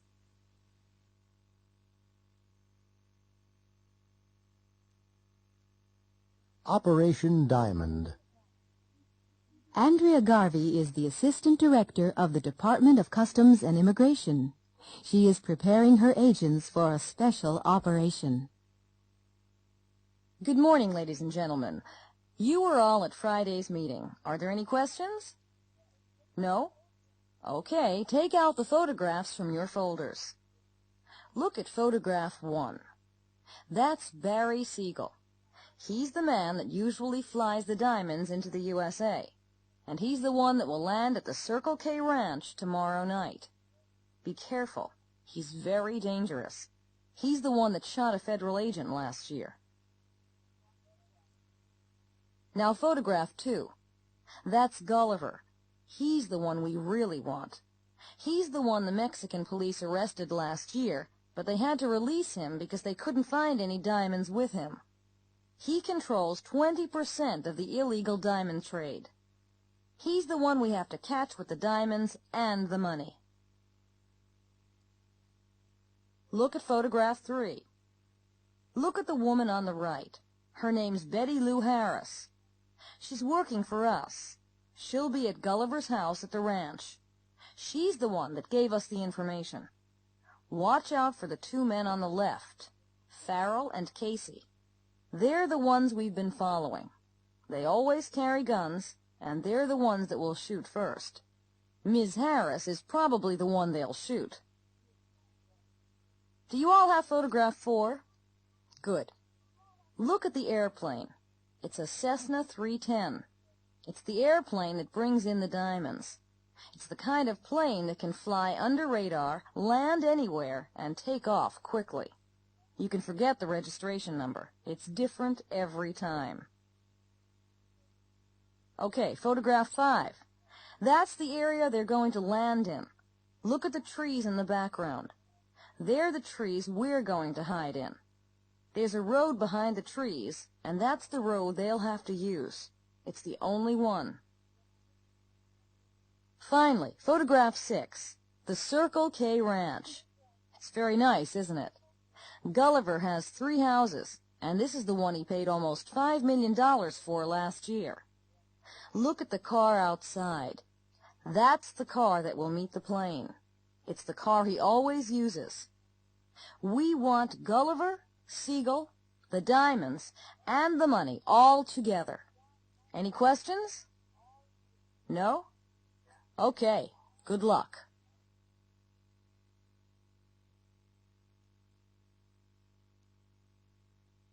Making reservations.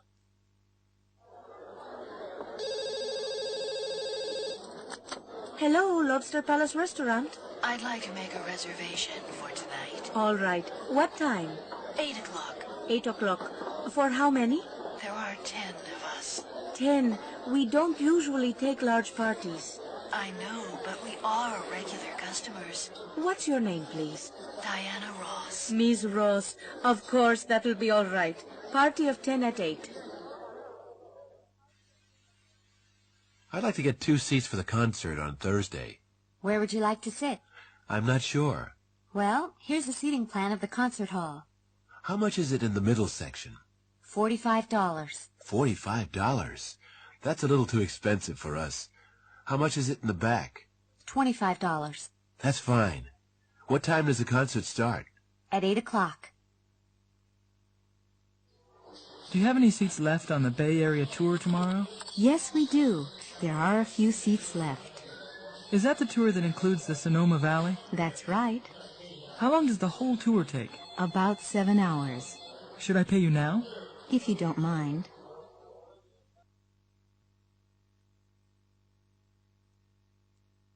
A new job. Jeff, have you seen this ad in the New York Sentinel? Yes, I saw it, but I'm not interested in finding a new job. I've been here since I left college. I like working here. Really? I've only been here for 3 years, and I'm already tired of doing the same thing every day. I'm afraid of getting really bored. Oh, come on. It's not that bad. You'll do the same thing there every day. Yes, but the salaries are good. I'm not interested in making more money. I have enough now. I can never have enough. Of course, you live at home with your parents.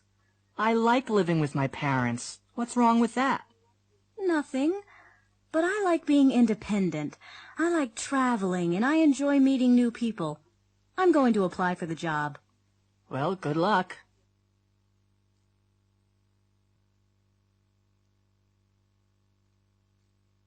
Talking about the weather. Good morning, Libby. Hi, Jake. It's a nice day, isn't it? Yeah. What are you doing today? I'm not sure. I might go to the beach later. Well, take an umbrella. I've just seen the weather report. It might rain this afternoon. Good afternoon, Mrs. Acuna. Hello, Jake. It isn't very nice today, is it? It was a nice morning. It might stop raining soon. I hope so. Are you playing tennis today? Maybe. It depends on the weather.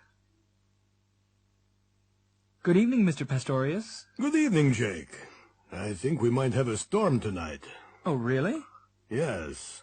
The sky's very dark, and I've just heard thunder. Oh, great. I like thunderstorms. I don't. I'm afraid of the lightning. Weather report. Good morning. I'm Wayne Porter, and here is the latest weather report from Channel 15.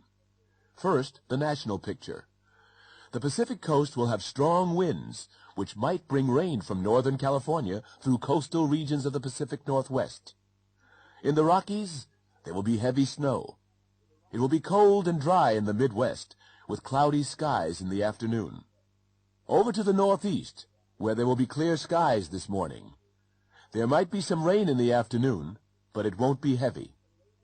You can expect temperatures in the high 30s to low 40s. Finally, here in the Southeast, it will be warm and sunny in the morning, with a 40% chance of rain in the early afternoon. There will be rain in the evening, and there might be thunderstorms at that time.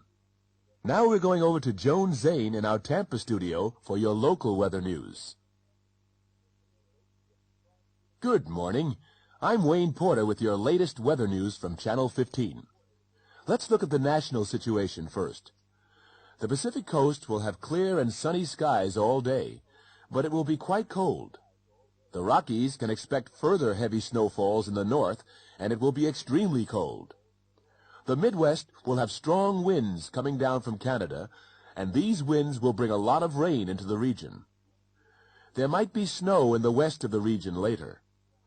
The Northeast will have cloudy skies with temperatures in the mid-40s. There will be strong winds and heavy rain on the Gulf Coast of Texas, and there might be thunderstorms later in the day. These storms might move across into Florida by the early evening.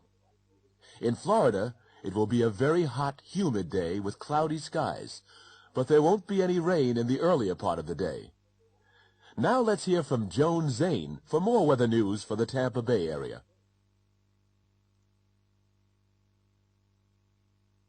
A restaurant kitchen. Hurry up, Chef. I have 12 customers and they all want today's special. Some of them have been waiting for 15 minutes. They're getting upset. I know, but I only have 2 hands. You'll have to help me. Help you? That's not my job. I'm a waitress, not a cook. Well, one of my assistants is off today and the other is out sick. Oh, okay. What do I do first? Well, start putting the meat on the plates, and I'll finish these vegetables. Okay. Is that enough meat? That's a little too much. Take some off. What about potatoes? Oh, put on plenty of potatoes. They're cheap. And lots of peas. All right. Can I take them out now? Have you put the gravy on yet? Huh? Oh, no, I haven't. Where is it?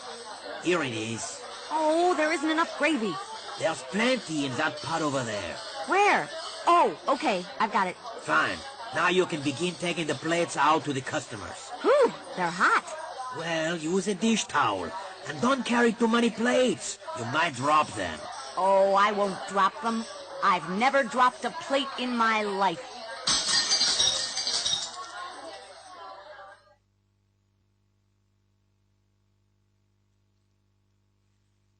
Asking for directions.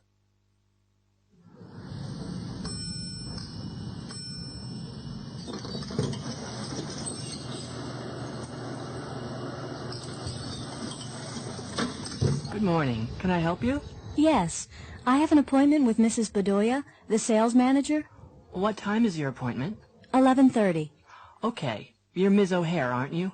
Yes, that's right. Take the elevator to the 3rd floor.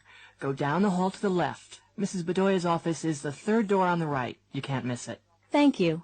Don't bother to knock. Just go right in. She's expecting you. Excuse me. Yes? I'm lost. Is this the way to Disney World? Well, you can get there this way, but it's not the quickest route. Oh, no. Well, can you tell me the best route? Sure. Turn around and go back to the expressway. Turn left and go on until you get to the interstate. That's the I-4. The I-4? That's right. Turn left on the interstate and follow the signs for Tampa. That's I-4 West. You'll see signs to Disney World after a few miles. It's exit 26.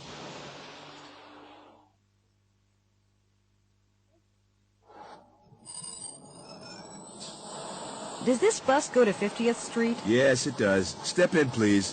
What's the fare? $1.25. Okay, here's $2. Can't you read? Exact change only. Oh, okay. I have 5 quarters here. Can you tell me when we get to 50th Street? Okay. Thanks a lot.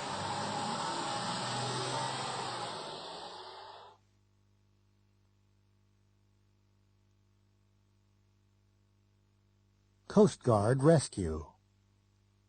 This is the KLLN Radio News Desk. It's 5:15. A Coast Guard helicopter is trying to rescue a man who has fallen down a cliff in Point Reyes, about 15 miles north of San Francisco. The man is lying on a small beach at the foot of the cliff. The helicopter has arrived at the scene, and a paramedic has climbed down a ladder to the beach. He's speaking to a doctor on the helicopter by radio. Hello? Can you hear me, Doctor? Yes, I can hear you clearly. Is he unconscious? No, he's conscious, but he looks pretty bad. Okay, ask him if he can move. Can you move? No, Ask him if he's in pain. Are you in pain? Oh, yes. Ask him where it hurts. Where does it hurt? It's my back. Uh-oh, don't move him. I'm coming down.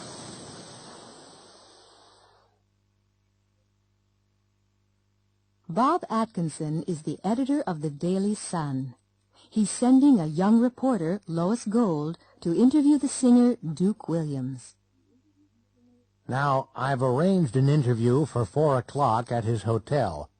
Ask him lots of questions. You know, ask him if he likes the city, ask him what his next record will be and when he recorded it, and ask him where. Ask him all the usual questions, but don't ask him how old he is, okay?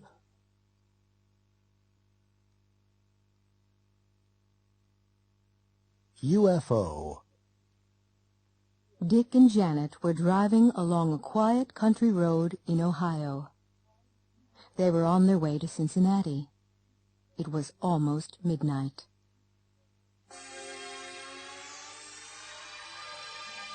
Dick, look over there. There's something in the sky. What is it? I don't know what it is. It's probably a plane. I don't think so. It's too big and too bright. You've seen too many movies, Janet. Oh, no. What's the matter? The engine just died. What's happened to it? Well, I don't know what happened. We'll have to find a service station. There's one in the next town. Great, but I don't know if it's open. It's really late.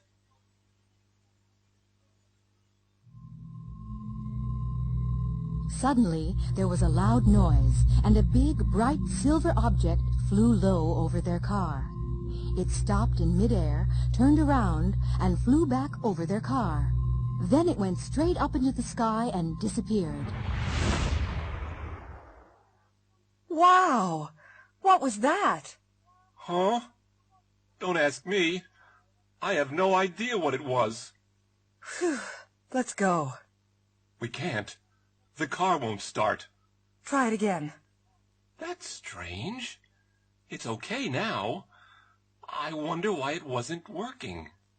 Do you think it was a UFO? I don't know. I really don't. We should call the police. Do you think they'll believe us?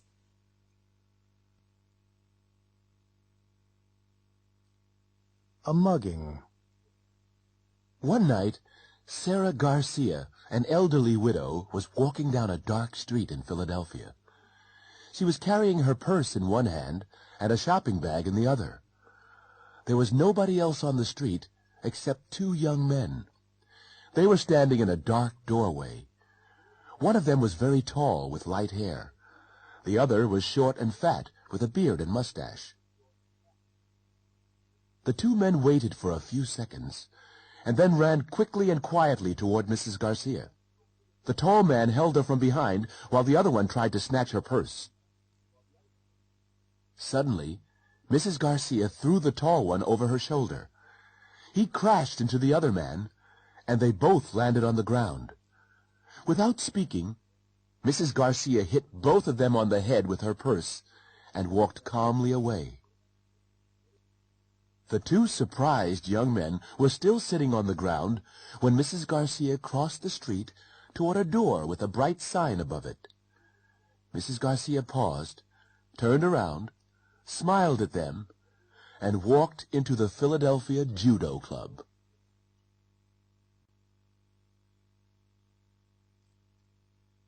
Breakfast Blues. Adrian! Adrian! What? Adrian, come on. It's almost 7 o'clock. Your breakfast's getting cold. All right. I'll be downstairs in a minute. Adrian, you haven't shaved. I know. I'll do it before I go to school. Well, don't forget. And you need a haircut. All right. I'll make an appointment after I finish school. And don't forget, write and thank your grandmother for your birthday present. Yeah, I'll do that when I get time. You'll do it when you get home from school. What about my homework? And I'm going out tonight. You'll do your assignment and write the letter before you go out. Where are you going anyway? Just out. Who with? A friend. Which friend?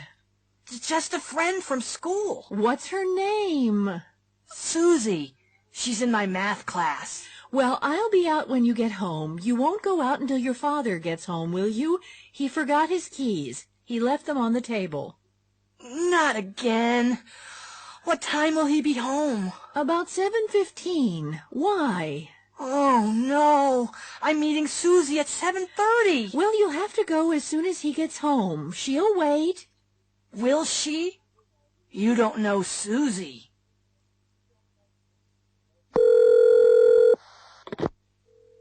Hello? Hi, Susie. It's me. I'm sorry. Who? It's me, Adrian. Adrian Roth? Oh, hello, Adrian. What's wrong? It's about tonight. I might be late.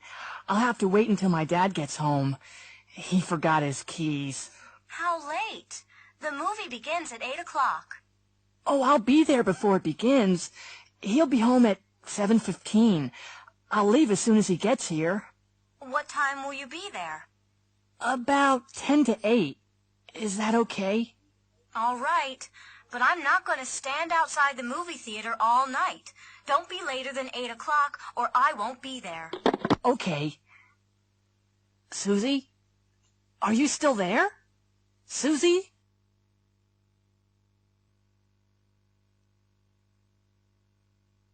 General Hospital. Maternity unit. Mr. Diaz is in the maternity unit. His wife's going to have a baby. Hello. You're Mr. Diaz, aren't you? Have you been waiting long? Not really. Is there any news? Not yet. We'll tell you as soon as there is. Have you thought of any names for the baby? Oh, yes. If it's a girl, we'll call her Lucia. And if it's a boy, we'll call him Francisco. Operating room. David Foster has had a serious accident. His wife's outside the operating room now. Mrs. Foster, I'm Dr. Yamamura. Oh, doctor, how is he? Well, I'm afraid we'll have to operate. Oh, no. He's always been afraid of operations. Don't worry. If we operate now, he'll be all right. Oh, doctor, do you really have to? I'm afraid so. He's lost a lot of blood. If we don't operate, he'll die. East Wing. Ms. Wright has just arrived at the hospital. She's going to have a minor operation tomorrow. This is your bed, Ms. Wright. Oh, thank you, nurse. Now, get undressed and get into bed. There's a buzzer on the night table. If you press the button, someone will come right away. Oh, I'm sure I won't need anything. Well, don't forget, if you need anything, just press the button. Emergency room.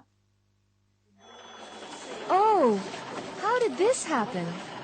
He was playing soldier and he put the pot over his head. Now it's stuck. Have you tried to get it off? No, I'm afraid of hurting him. Yes. If we pull too hard, we'll hurt him. What are you going to do? Well, if I don't get it off, he won't be able to eat. Oh, no. I'm only joking. If I put some soap on his head, it'll come off easily.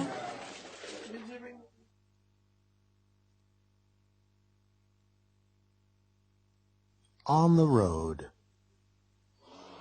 Lee, you can't park here. There's a fire hydrant. Oh, we'll be back in a few minutes. It's okay. Oh, no, it isn't. You'll get a parking ticket if you leave it here. No, I won't. It's 5:30. All the traffic cops have gone home. Oh, Lee. Yes? Is this your car, buddy?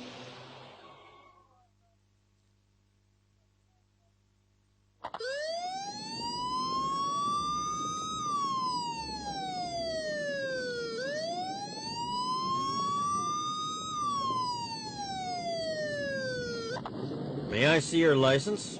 Sure. Oh, I left it at home. In that case, you'll have to come with us to the station. But why? You were speeding, buddy. But I was only doing 35. There's a 30-mile-an-hour speed limit. It's a residential section. Really? I didn't see the sign. We've been following you. So, you were doing 35 too? No. We were doing 60 miles an hour, and we couldn't catch you.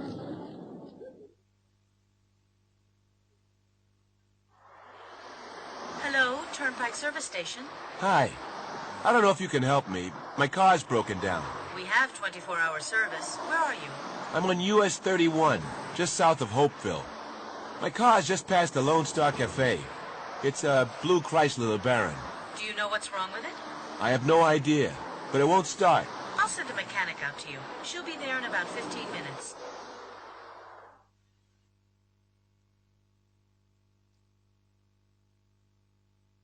Reservations. Glory Inn, Atlanta. Hi, this is Zoot Lambert, the manager of Titanium. You know, the band. I want... Please hold, Mr. Lambert. I'm putting you through to the reservations manager. But... Mr. Lambert, this is Lauren Perry, the hotel manager. Oh, yeah? Well, I need 5 rooms for Friday night. That's the 15th. I want the best rooms in the hotel. Sorry, I'm afraid I cannot accept your reservation. Now, look, we always stay at the Glory Inn. I know that, sir. Last time you were here, we had a number of complaints from other guests. You mean they don't like long-haired rock musicians? That's not the problem, sir. The band used bad language in the coffee shop and threw 2 TV sets into the pool. Yeah. Well, they'll be more careful this time. I'm afraid that's not all, sir. You haven't paid the account for the last time yet. I'll put a check in the mail. Please do. So, what about our reservation for Friday? I'll answer that very simply, sir. No way!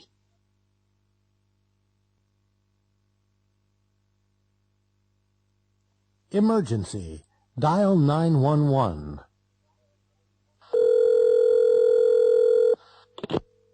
Operator 366. I've just seen 2 cars crash into an armored truck. I think it's a robbery. Where? Just outside the factory gates. What factory? McManus Forge Company on Old Selma Road. The first police car got to the factory 3 minutes later, but it was too late. The robbers had gone. They had knocked out one of the security guards and shot the other. Both guards were lying on the ground near the armored truck. The thieves had taken the payroll for the factory.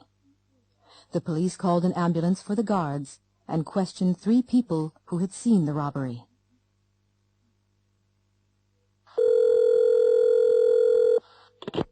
Operator 217. I want to report a fire. Where is it? The Pepsico service station on Hudson Street. Come quickly. Yes, a fire engine will be there in a few minutes. The fire engine got to the service station just in time. The convenience store in the station was burning.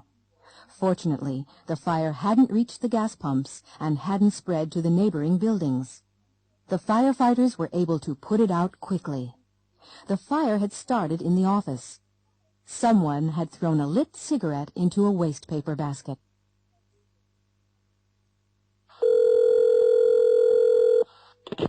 Operator 577. There's a boy in the river. I don't think he can swim. I can see him from my window. In the river? Where? Oh, I'm sorry. Near Key Bridge, the Washington end of the bridge. I'll send a paramedic ambulance right away.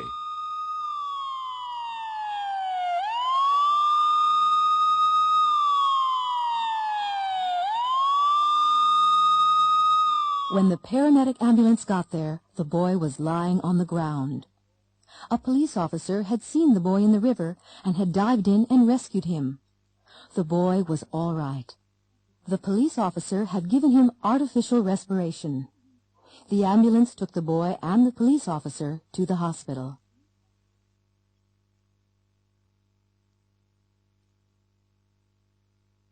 Embarrassing experiences.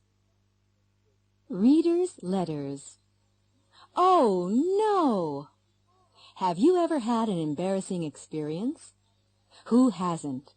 Last week, we asked our readers to tell us about their embarrassing experiences. We received hundreds of letters. Here is a selection. A smart teacher. My most embarrassing experience happened when I had just finished college. I had just started teaching at a high school in Denver. One morning, my alarm clock didn't go off. I had forgotten to set it. I woke up at 8 o'clock, and school started at 8:30. Quickly, I washed, shaved, dressed, jumped in my car, and drove to school. When I got there, classes had already started. I didn't go to the office or the teacher's room, but went straight into my first period class. After 2 or 3 minutes, the students started laughing, and I couldn't understand why. Suddenly, I looked down and understood. I had put on one black shoe and one brown shoe. Stanley Morris, Boulder, Colorado. Hand in hand. The most embarrassing experience I've ever had happened 2 years ago. My wife and I had driven into New York to do some shopping. The streets were very crowded, and we were holding hands. Suddenly, my wife saw a dress she liked in a store window and stopped. I started looking at some radios in the next window. After a minute or two, I reached for my wife's hand. There was a loud scream, and a woman slapped my face. I hadn't taken my wife's hand. I had taken the hand of a complete stranger. Gary Hall, Paramus, New Jersey. A parking problem. My husband and I had decided to buy a new house, and I'd made an appointment to see our bank manager. I'd never met him before, and I was a little nervous. I drove into town, and I was lucky enough to find a parking space outside the bank. I just started backing into the space when another car drove into it. I was furious. I opened my window and shouted at the other driver. He ignored me and walked away. It took me 20 minutes to find another space. As soon as I had parked the car, I rushed back to the bank. I was 10 minutes late for my appointment. I went to the manager's office, knocked, and walked in. The manager was sitting behind his desk. He was the man who had taken my parking space. Margaret Larcade, San Antonio, Texas.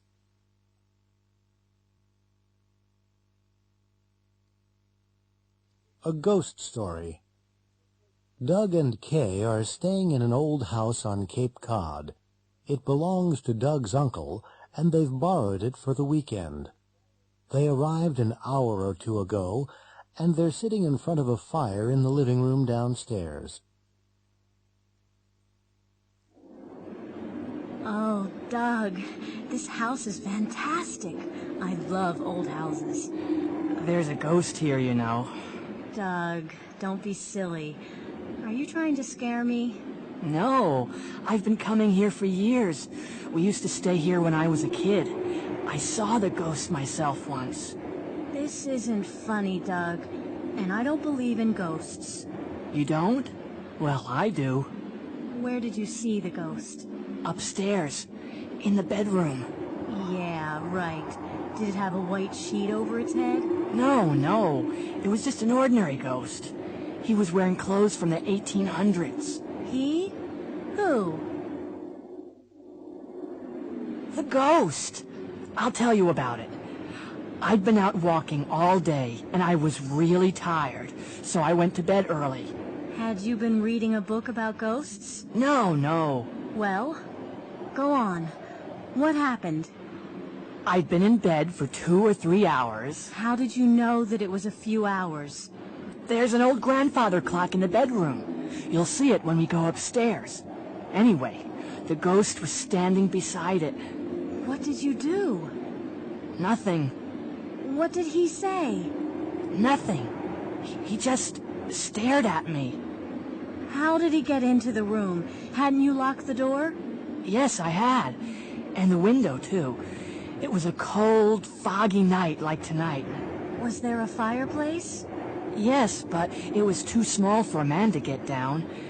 Anyway, there'd been a fire. What did you do?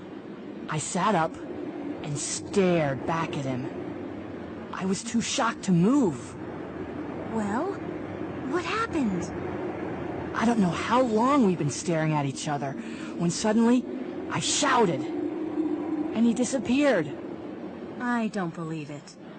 I didn't believe it myself at the time, but when I told some people who live around here, they believed me. Some of them had seen the ghost themselves. They could even describe him.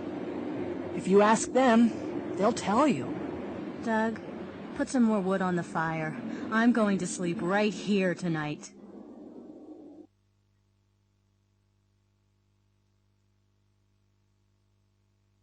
Buying a present.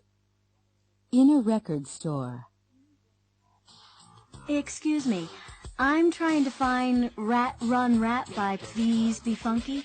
It's their latest single. Oh, right. It's number 9 this week. CD or cassette? CD. It's right here. Thanks. And do you have the new album by Titanium yet? Heavy Metal Murder? Oh, sure, we have that. It's great. You'll love it. Oh, it's not for me. It's for my grandmother. It's a birthday present. In a jewelry store. I'm trying to find a Christmas present for my wife. Okay, what kind of thing are you looking for? I'm not sure, really. Maybe you can help me. How about a bracelet? No, I bought her a bracelet for our anniversary. Maybe a ring, then. These rings are made of 22-karat gold. What kind of stone is that? A diamond, and it's less than $5,000. Oh, well, maybe you could show me some earrings, then. In a toy store. Do you need any assistance, ma'am? Thank you. Yes, I'm looking for a toy for my nephew. Okay. How old is he? He'll be 9 on Saturday. What about a skateboard? No, I don't want him to hurt himself. How about a drum set? I don't think so. His father will be upset if I buy him one of those. Do you have anything educational? You see, he's a very intelligent boy. I have the perfect thing. A do-it-yourself computer kit.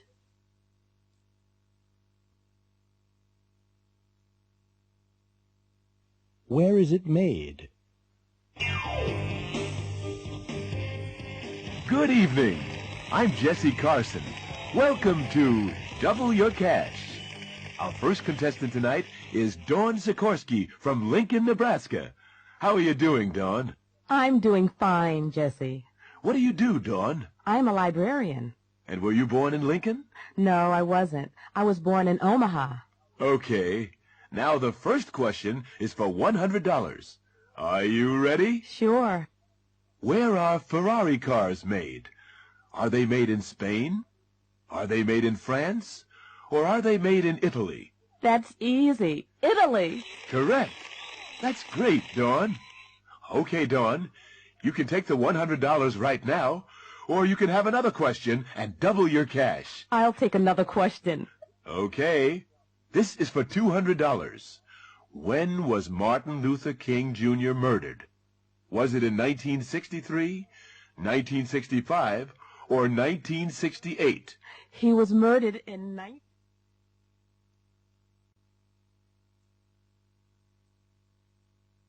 A real bargain.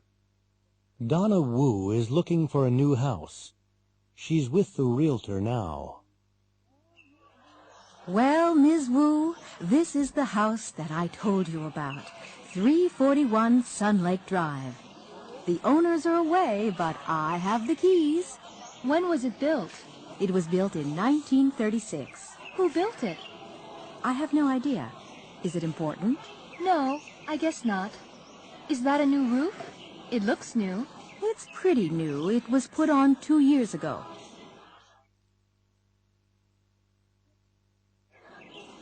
It's in very good condition. The previous owner was a builder. I'm worried about the electrical wiring. Has it been rewired? Yes, it has. Oh? When was that done? 5 years ago. It's been completely renovated. New central heating and air conditioning have been put in, and a new garage has been built. Oh? When was that done? The garage? Last year, I think. It's a very solid house. It's built of brick with a tiled roof. I have a little boy in elementary school. Does a school bus pass by here? Yes, right here on Sun Lake Drive. The children are picked up at 8 o'clock and they're brought home by 3:30. It's really not expensive.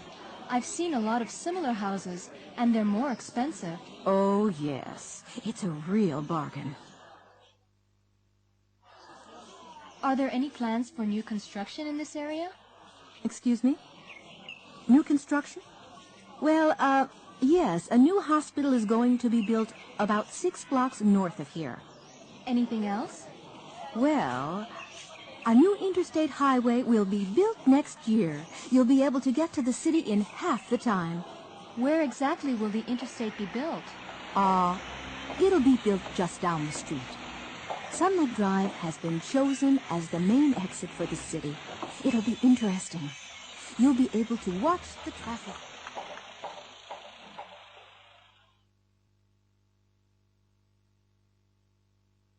The 6 o'clock report. Good evening.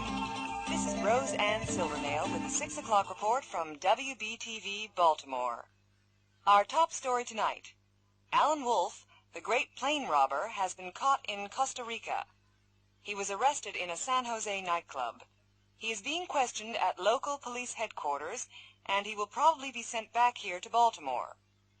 In 1992, Wolf was sentenced to 40 years in prison for his part in the great plane robbery at Baltimore-Washington International Airport. He escaped from the Maryland State Penitentiary in April. Since then, he has been seen in 10 different countries. Another tragedy in the music world. Jerry Henderson, the lead guitarist of the rock group The Rats, is dead. He was found unconscious in his room at the Baltimore Glory Inn early this morning. Henderson was rushed to the Johns Hopkins University Hospital, but doctors were unable to save his life.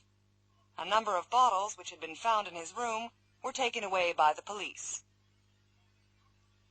The painting Iris Morning by Penoir was stolen last night from the Baltimore Museum of Art. The painting, which is worth over $5 million, had been given to the museum in 1993. It hasn't been found yet, and all area airports, highways, and train stations are being watched. All vans and trucks are being searched. A reward of $50,000 has been offered for information. And finally, Jumbo, the elephant that escaped from the Baltimore Zoo this afternoon, has been caught. Jumbo was chased across Druid Hills Park and was finally captured at a hot dog stand near the park's main gate. Jumbo had not been fed and was trying to take bread rolls from the stand. A tranquilizer gun was used, and Jumbo was loaded onto a truck and was taken back to the zoo. At the zoo, he was examined by the zoo veterinarian. Fortunately, no damage had been done, and Jumbo will be returned to the Elephant House tomorrow.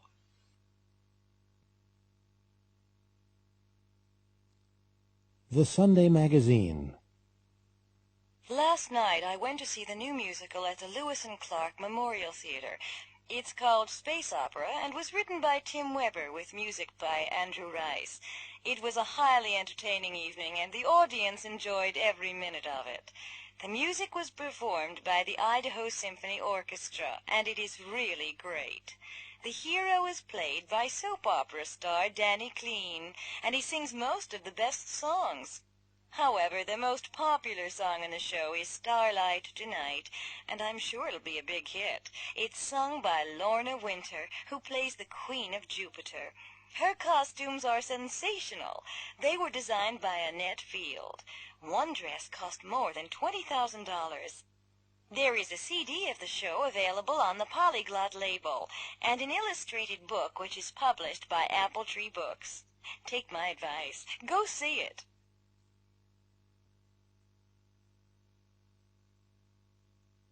Elvis Presley, Story of a Superstar. When Elvis Presley died on August 16, 1977, radio and television programs all over the world were interrupted to give the news of his death. President Carter said, "Elvis Presley changed the face of American popular culture. He was unique and irreplaceable." 80,000 people attended his funeral, and Elvis Presley movies were shown on television, and his records were played on the radio all day. In the year after his death, 100 million Presley albums were sold. Elvis Presley was born on January 8, 1935, in Tupelo, Mississippi. His twin brother died at birth. His parents were very poor, and Elvis never had music lessons, but Elvis regularly sang at church services. In 1948, when he was 13, his family moved to Memphis, Tennessee. Elvis left school in 1953 and got a job as a truck driver. In the summer of 1953, Elvis paid $4 and recorded 2 songs for his mother's birthday at Sun Records studio. Sam Phillips, the owner, heard Elvis and asked him to record That's All Right in July 1954. 20,000 copies were sold, mainly in and around Memphis. Elvis made 5 more records for Sun, and in July 1955 he met Colonel Tom Parker, who became his manager. Parker sold Elvis's contract to RCA Records. Elvis immediately bought a pink Cadillac for his mother. In January 1956, Elvis recorded Heartbreak Hotel, and 1 million copies were sold. In the next 14 months, he made another 14 records, and they were all big hits. In 1956, he also made his first movie in Hollywood, Love Me Tender. In March 1958, Elvis had to join the Army. When his hair was cut, thousands of women cried. He spent the next 2 years in Germany, where he met Priscilla Ballou, who became his wife 8 years later in 1967. In 1960, he left the Army and went to Hollywood, where he made several movies during the next few years. Most critics thought the movies were a waste of his talent. By 1968, many people had become tired of Elvis. He hadn't performed live since 1960. But then he recorded a new album, From Elvis in Memphis, and appeared in a TV special. He became popular again and went to Las Vegas, where he was paid $750,000 for 4 weeks. In 1972, Priscilla left him, and they were divorced in October 1973. The next few years were spent doing concert tours. Elvis died at home of a heart attack. He had been eating and drinking too much for several years. He left all his money to his only daughter, Lisa Marie Presley. Since his death, Elvis has sold more records than during his lifetime. He has become a legendary figure, and every year there are rumors that he is still alive. In 1993, Elvis was the first rock musician to be featured on a U.S. postage stamp. People were asked to vote.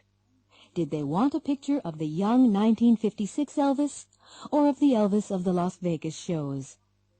You can see how they voted.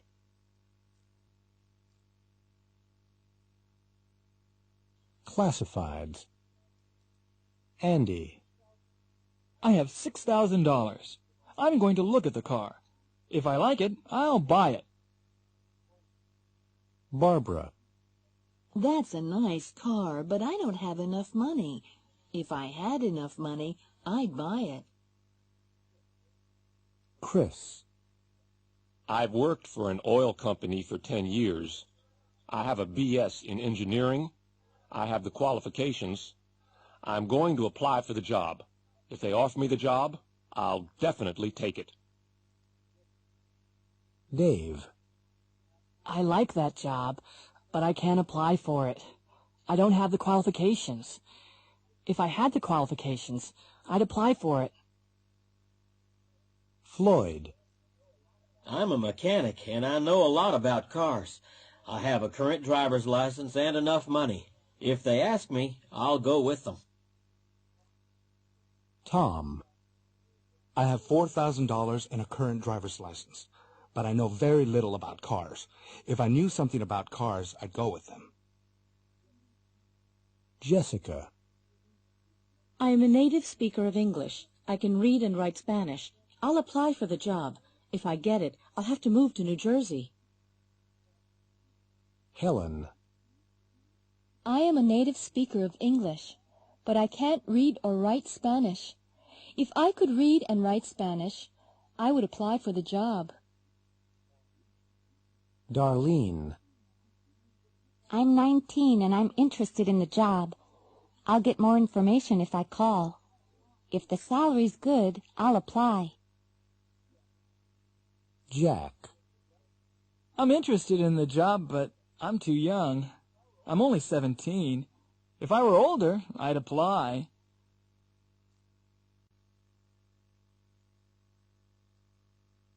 eating out. Are you hungry? Yeah, I didn't have much for breakfast. Do you feel like a hamburger? Okay, I'll have a Big Greg, but no fries for me. Anything to drink? You've been here before. What are the shakes like? Not bad. I'm getting one. Okay, I'll have a strawberry shake. Anything else? No, that's all. Next. 1 Big Greg, 1 Cheese Greg, 1 order of fries. Large or regular? Large. And 2 strawberry shakes. Is that it? Uh-huh. That's all. What are you having? I don't know. I can't decide. I'd have the special if I were you. I had it last time I was here. It was great. No, it's got ham on it. I don't like ham. I'll just have the plain pizza. A regular or a large? A large, I think. Are you very hungry? No, not very. Then I wouldn't have a large one if I were you. They're enormous. What about an appetizer? Okay, let's have another look at the menu. Hi, I'm Adam, and I'm your waiter today. Are you ready to order yet? Yes, please. We'd like a plain pizza and a Pizza Palace special. Would you like regular or large pizzas? Both regular, please. Anything to start? Yes, a soup and a house salad, please. Sure. It'll take just a couple of minutes. What time is it, Roy? 20 after 1. We don't have much time. Where do you want to eat? Pizza Palace? McGregor's? A pizza would be okay if we had more time, but we don't. And I don't really feel like a burger. Why don't we just grab a sandwich? Okay, there's a deli just around the corner. Fine, let's try it. Hello there, hon. What can I get for you? 1 tuna sandwich and 1 vegetarian, please. Will that be white, whole wheat, rye bread, or a roll? Whole wheat. Will there be any drinks with that, hon? 1 coffee, 1 hot tea. Is that everything? Yeah, that's it.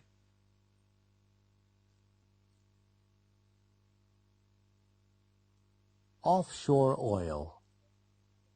On tonight's edition of Mississippi Magazine, we'll look at offshore oil in the Gulf of Mexico. Oil was first discovered in the Gulf of Mexico in the 1930s. Since then, more oil has been found off the coasts of Florida, Alabama, Mississippi, Louisiana, and Texas. More money is being brought into the state of Mississippi from offshore drilling leases. We aren't going to become very rich, but we must decide how to spend the revenue from oil. We took our TV cameras into the streets to ask people their opinion. Our question was, if you were the governor of Mississippi, what would you do with the money? Well, of course I'm not the governor, but if I were, I'd spend the money on more hospitals and schools. We need more doctors, nurses, and teachers. We don't have enough good teachers. If salaries were higher, we could keep better teachers. And there aren't enough doctors and nurses either because the medical schools are too small.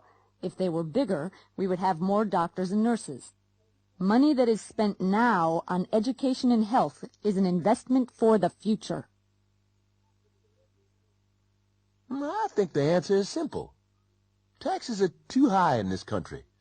I would reduce state taxes. If we reduced taxes, people would have more money. If they had more money, they'd spend more. Industry would have to produce more, so it would need more workers. There would be more jobs, and we would all be richer. I'm very worried about the economy. There aren't enough jobs for everyone, and people with jobs aren't making enough money. If I were governor, I'd help low-income families pay their heating and electric bills. I'd encourage farmers to produce more food more cheaply. I'd bring more industry into the state. If we did that, everybody would benefit, wouldn't they? There's one thing that makes me happy. I'm glad the money stays in Mississippi. The federal government would spend it on more tanks and bombs. There's too much crime and violence nowadays. There aren't enough police officers on the streets. I'd give cities money to increase the size of their police forces, and I'd raise their salaries. If we had more police officers, we'd all feel safer. And I'd increase the benefits for senior citizens. I've worked hard all my life, and I should have a reasonable standard of living.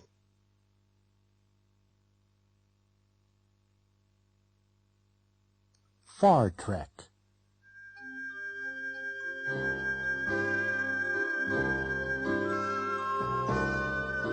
These are the voyages of the Starship Interface. Its 50-year mission, to boldly go where no one has gone before.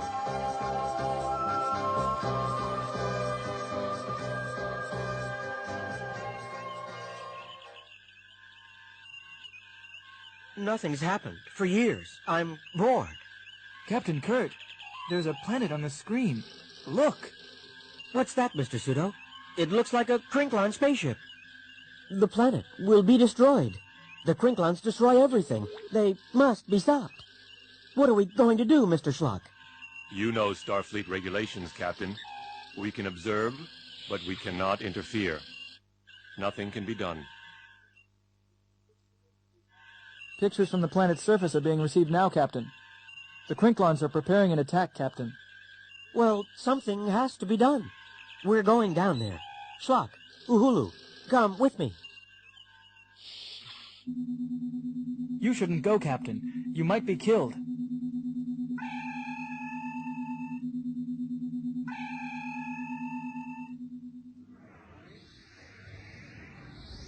But where are the people? This doesn't look like the same place. At last, Captain Kirk, I have tricked you. I cannot be beaten. You and all your crew will be killed. I will fight you, but let my crew go. Where did the Krinklon go? What happened? Nothing happened, Captain. You were bored.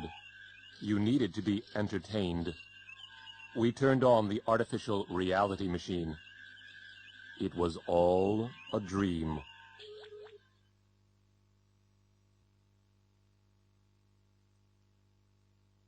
Reports. Lynn Willis is a new reporter for the Los Angeles Daily Echo. Last week, several famous people arrived at L.A. International Airport, and Lynn was sent to interview them. Nobody told her very much. Cristina del Castillo, Secretary General of the United Nations. I'm very busy. I have a lot of appointments. I can't say very much. I'm happy to be in Los Angeles. I enjoyed my visit in January. I'll be here for only 12 hours. I'm going to meet the governor. I have no other comments.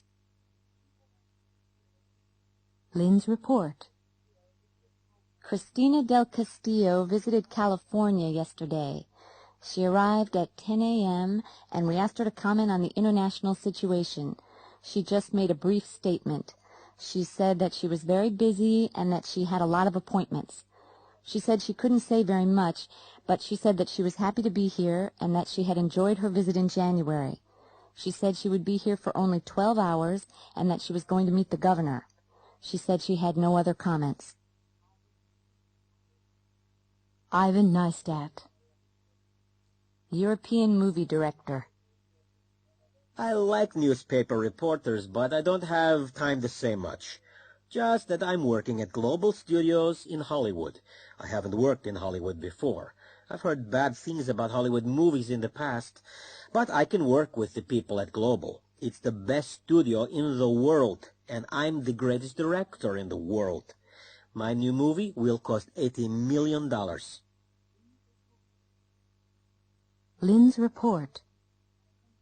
Academy Award winner Ivan Neistat arrived in L.A. yesterday. Ivan was in a hurry. He said he liked newspaper reporters, but that he didn't have time to say much. He said that he was working at Global Studios in Hollywood. Ivan said that he hadn't worked in Hollywood before, and that he had heard bad things about Hollywood movies in the past. He said that he could work with the people at Global. He said that it was the best studio in the world, and that he was the greatest director. He also said that his new movie would cost $80 million.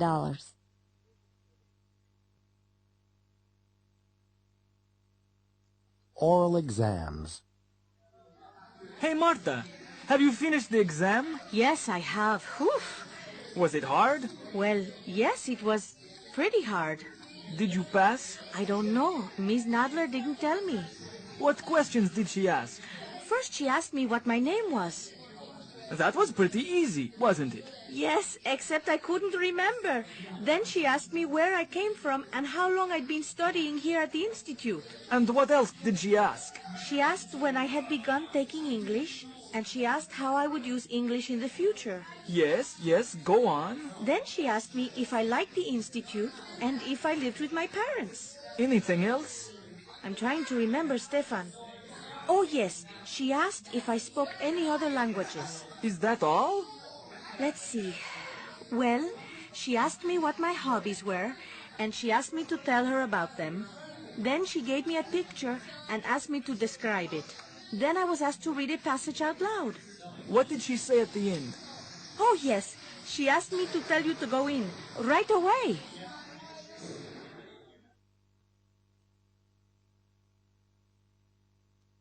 But you said... Hello, can I help you? I'm interested in your St. Cuthbert vacation package. Oh, yes, the Caribbean. I can recommend it highly. Can you tell me a little more about it? Of course. It's a terrific package tour. You'll travel on a regularly scheduled flight. You'll be met at the airport and taken to your hotel. The hotel has a swimming pool and a great nightclub. It's a very modern resort. It was built last year. The restaurant is wonderful, and you can walk to the beach in 2 minutes. It sounds great. I'd like to make a reservation. Just a minute, and I'll get the form to fill out. Marion made the reservation and paid a deposit. 2 months later, she was in St. Cuthbert. But she was disappointed. When she got home to Chicago, she went to see the travel agent. Hello again. Did you have a good trip? No, I certainly did not have a good trip. Oh, I'm sorry to hear that. What was wrong? Well, when I got to St. Cuthbert, I had to spend 4 hours at the airport. You said we would be met, but we weren't. You also said we would be taken to the hotel. We weren't, and the taxi cost $50. I see. You had a very bad start. But the hotel was nice, wasn't it? No, it was not. You said it was modern. You were so right. They hadn't finished building it. We couldn't sleep because the construction workers were working all night on our balcony. You said it had a swimming pool, and it did, but it was empty. And the restaurant... They served canned tuna fish every night. Tuna and rice, tuna salad, tuna and spaghetti. Oh, no! You said that the hotel was near the beach. You said we could walk there in 2 minutes. Couldn't you? Sure, but there was one problem. There was an oil refinery between the hotel and the beach, and it took half an hour to walk around it. Oh, no. I'm really sorry. We didn't know. We really can't give you a refund. But we can give you a 10% discount on your next vacation. Next vacation? I'm spending my next vacation right here in Chicago.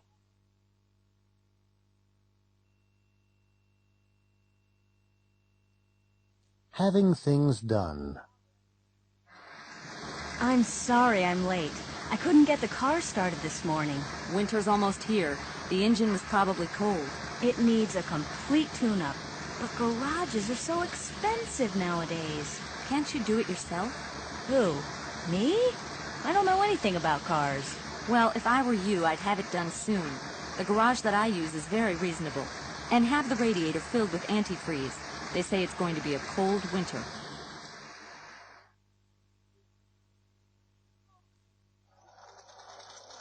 Hi. Do you do alterations? Yes, we do. What do you want done? I'd like to have this skirt lengthened. It's too short for me. Fine. It'll take about 2 weeks.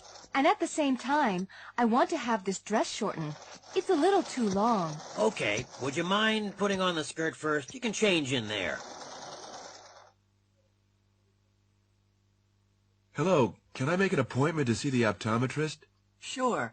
Would next Friday be okay? At 3 o'clock? Do you have an earlier appointment? No, I'm sorry. That's the earliest. Well, that'll be okay then. I want to have my eyes tested. I think I need new glasses. Bye. Bye. Oh, be careful. That isn't the door. It's a window. What? Oh, yes, it is a window.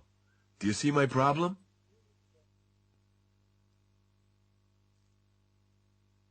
Supermarket shock. Picture 1. Michelle went to the supermarket last Saturday. While she was shopping, she met her neighbor David. David was with his 3-year-old son Joshua. Picture 2. While they were talking, Joshua got bored. He began playing with some jars of coffee. He took a jar from the shelf. It was very heavy. He put the jar into Michelle's shopping bag. She didn't notice. Picture 3. As Michelle was leaving the supermarket, a store detective stopped her. She took the jar of coffee from Michelle's bag. Picture 4. The manager was very angry. There had been a lot of trouble with shoplifters recently. I'm sorry, but I have to call the police. Oh, no, it's all a terrible mistake. Now I remember. I was talking to my neighbor. His name's David Samuels. Anyway, his little boy Joshua was with him. You see, Josh was playing with some jars of coffee. He was bored, I guess. David asked him what he was doing. I remember. Then I left them and I did the rest of my shopping. I paid for my groceries and went out into the parking lot. The store detective stopped me there. That's it. Josh put the coffee in my bag. I'm sure that's the answer. I'm sorry. I really don't believe you. Michelle, the cashier told me you were in here. I've just been speaking with Josh. He said that he put a jar in your bag. Who are you? I'm Michelle's neighbor. Look, I can explain everything.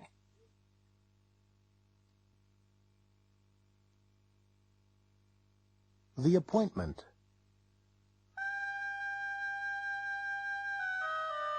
Once upon a time, there was a rich caliph in Baghdad.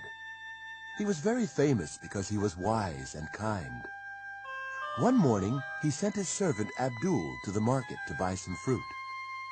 As Abdul was walking through the market, he suddenly felt very cold. He knew that somebody was behind him. He turned around and saw a tall man dressed in black. He couldn't see the man's face, only his eyes. The man was staring at him, and Abdul began to shiver. "Who are you? What do you want?" Abdul asked. The man in black didn't reply. "What's your name?" Abdul asked nervously.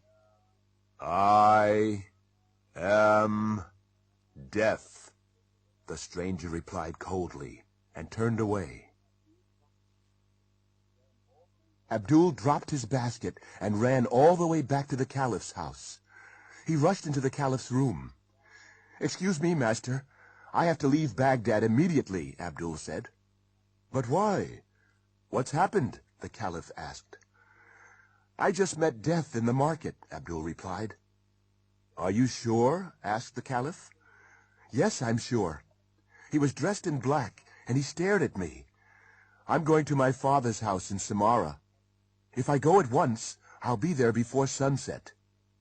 The caliph could see that Abdul was terrified, and gave him permission to go to Samara.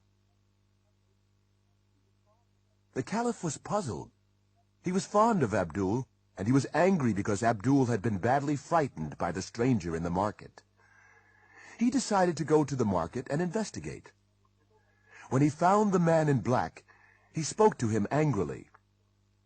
"Why did you frighten my servant?" "Who is your servant?" the stranger replied. "His name is Abdul," answered the caliph. "I didn't want to frighten him. I was just surprised to see him in Baghdad." "Why were you surprised?" the caliph asked. "I was surprised because I have an appointment with him tonight in Samara."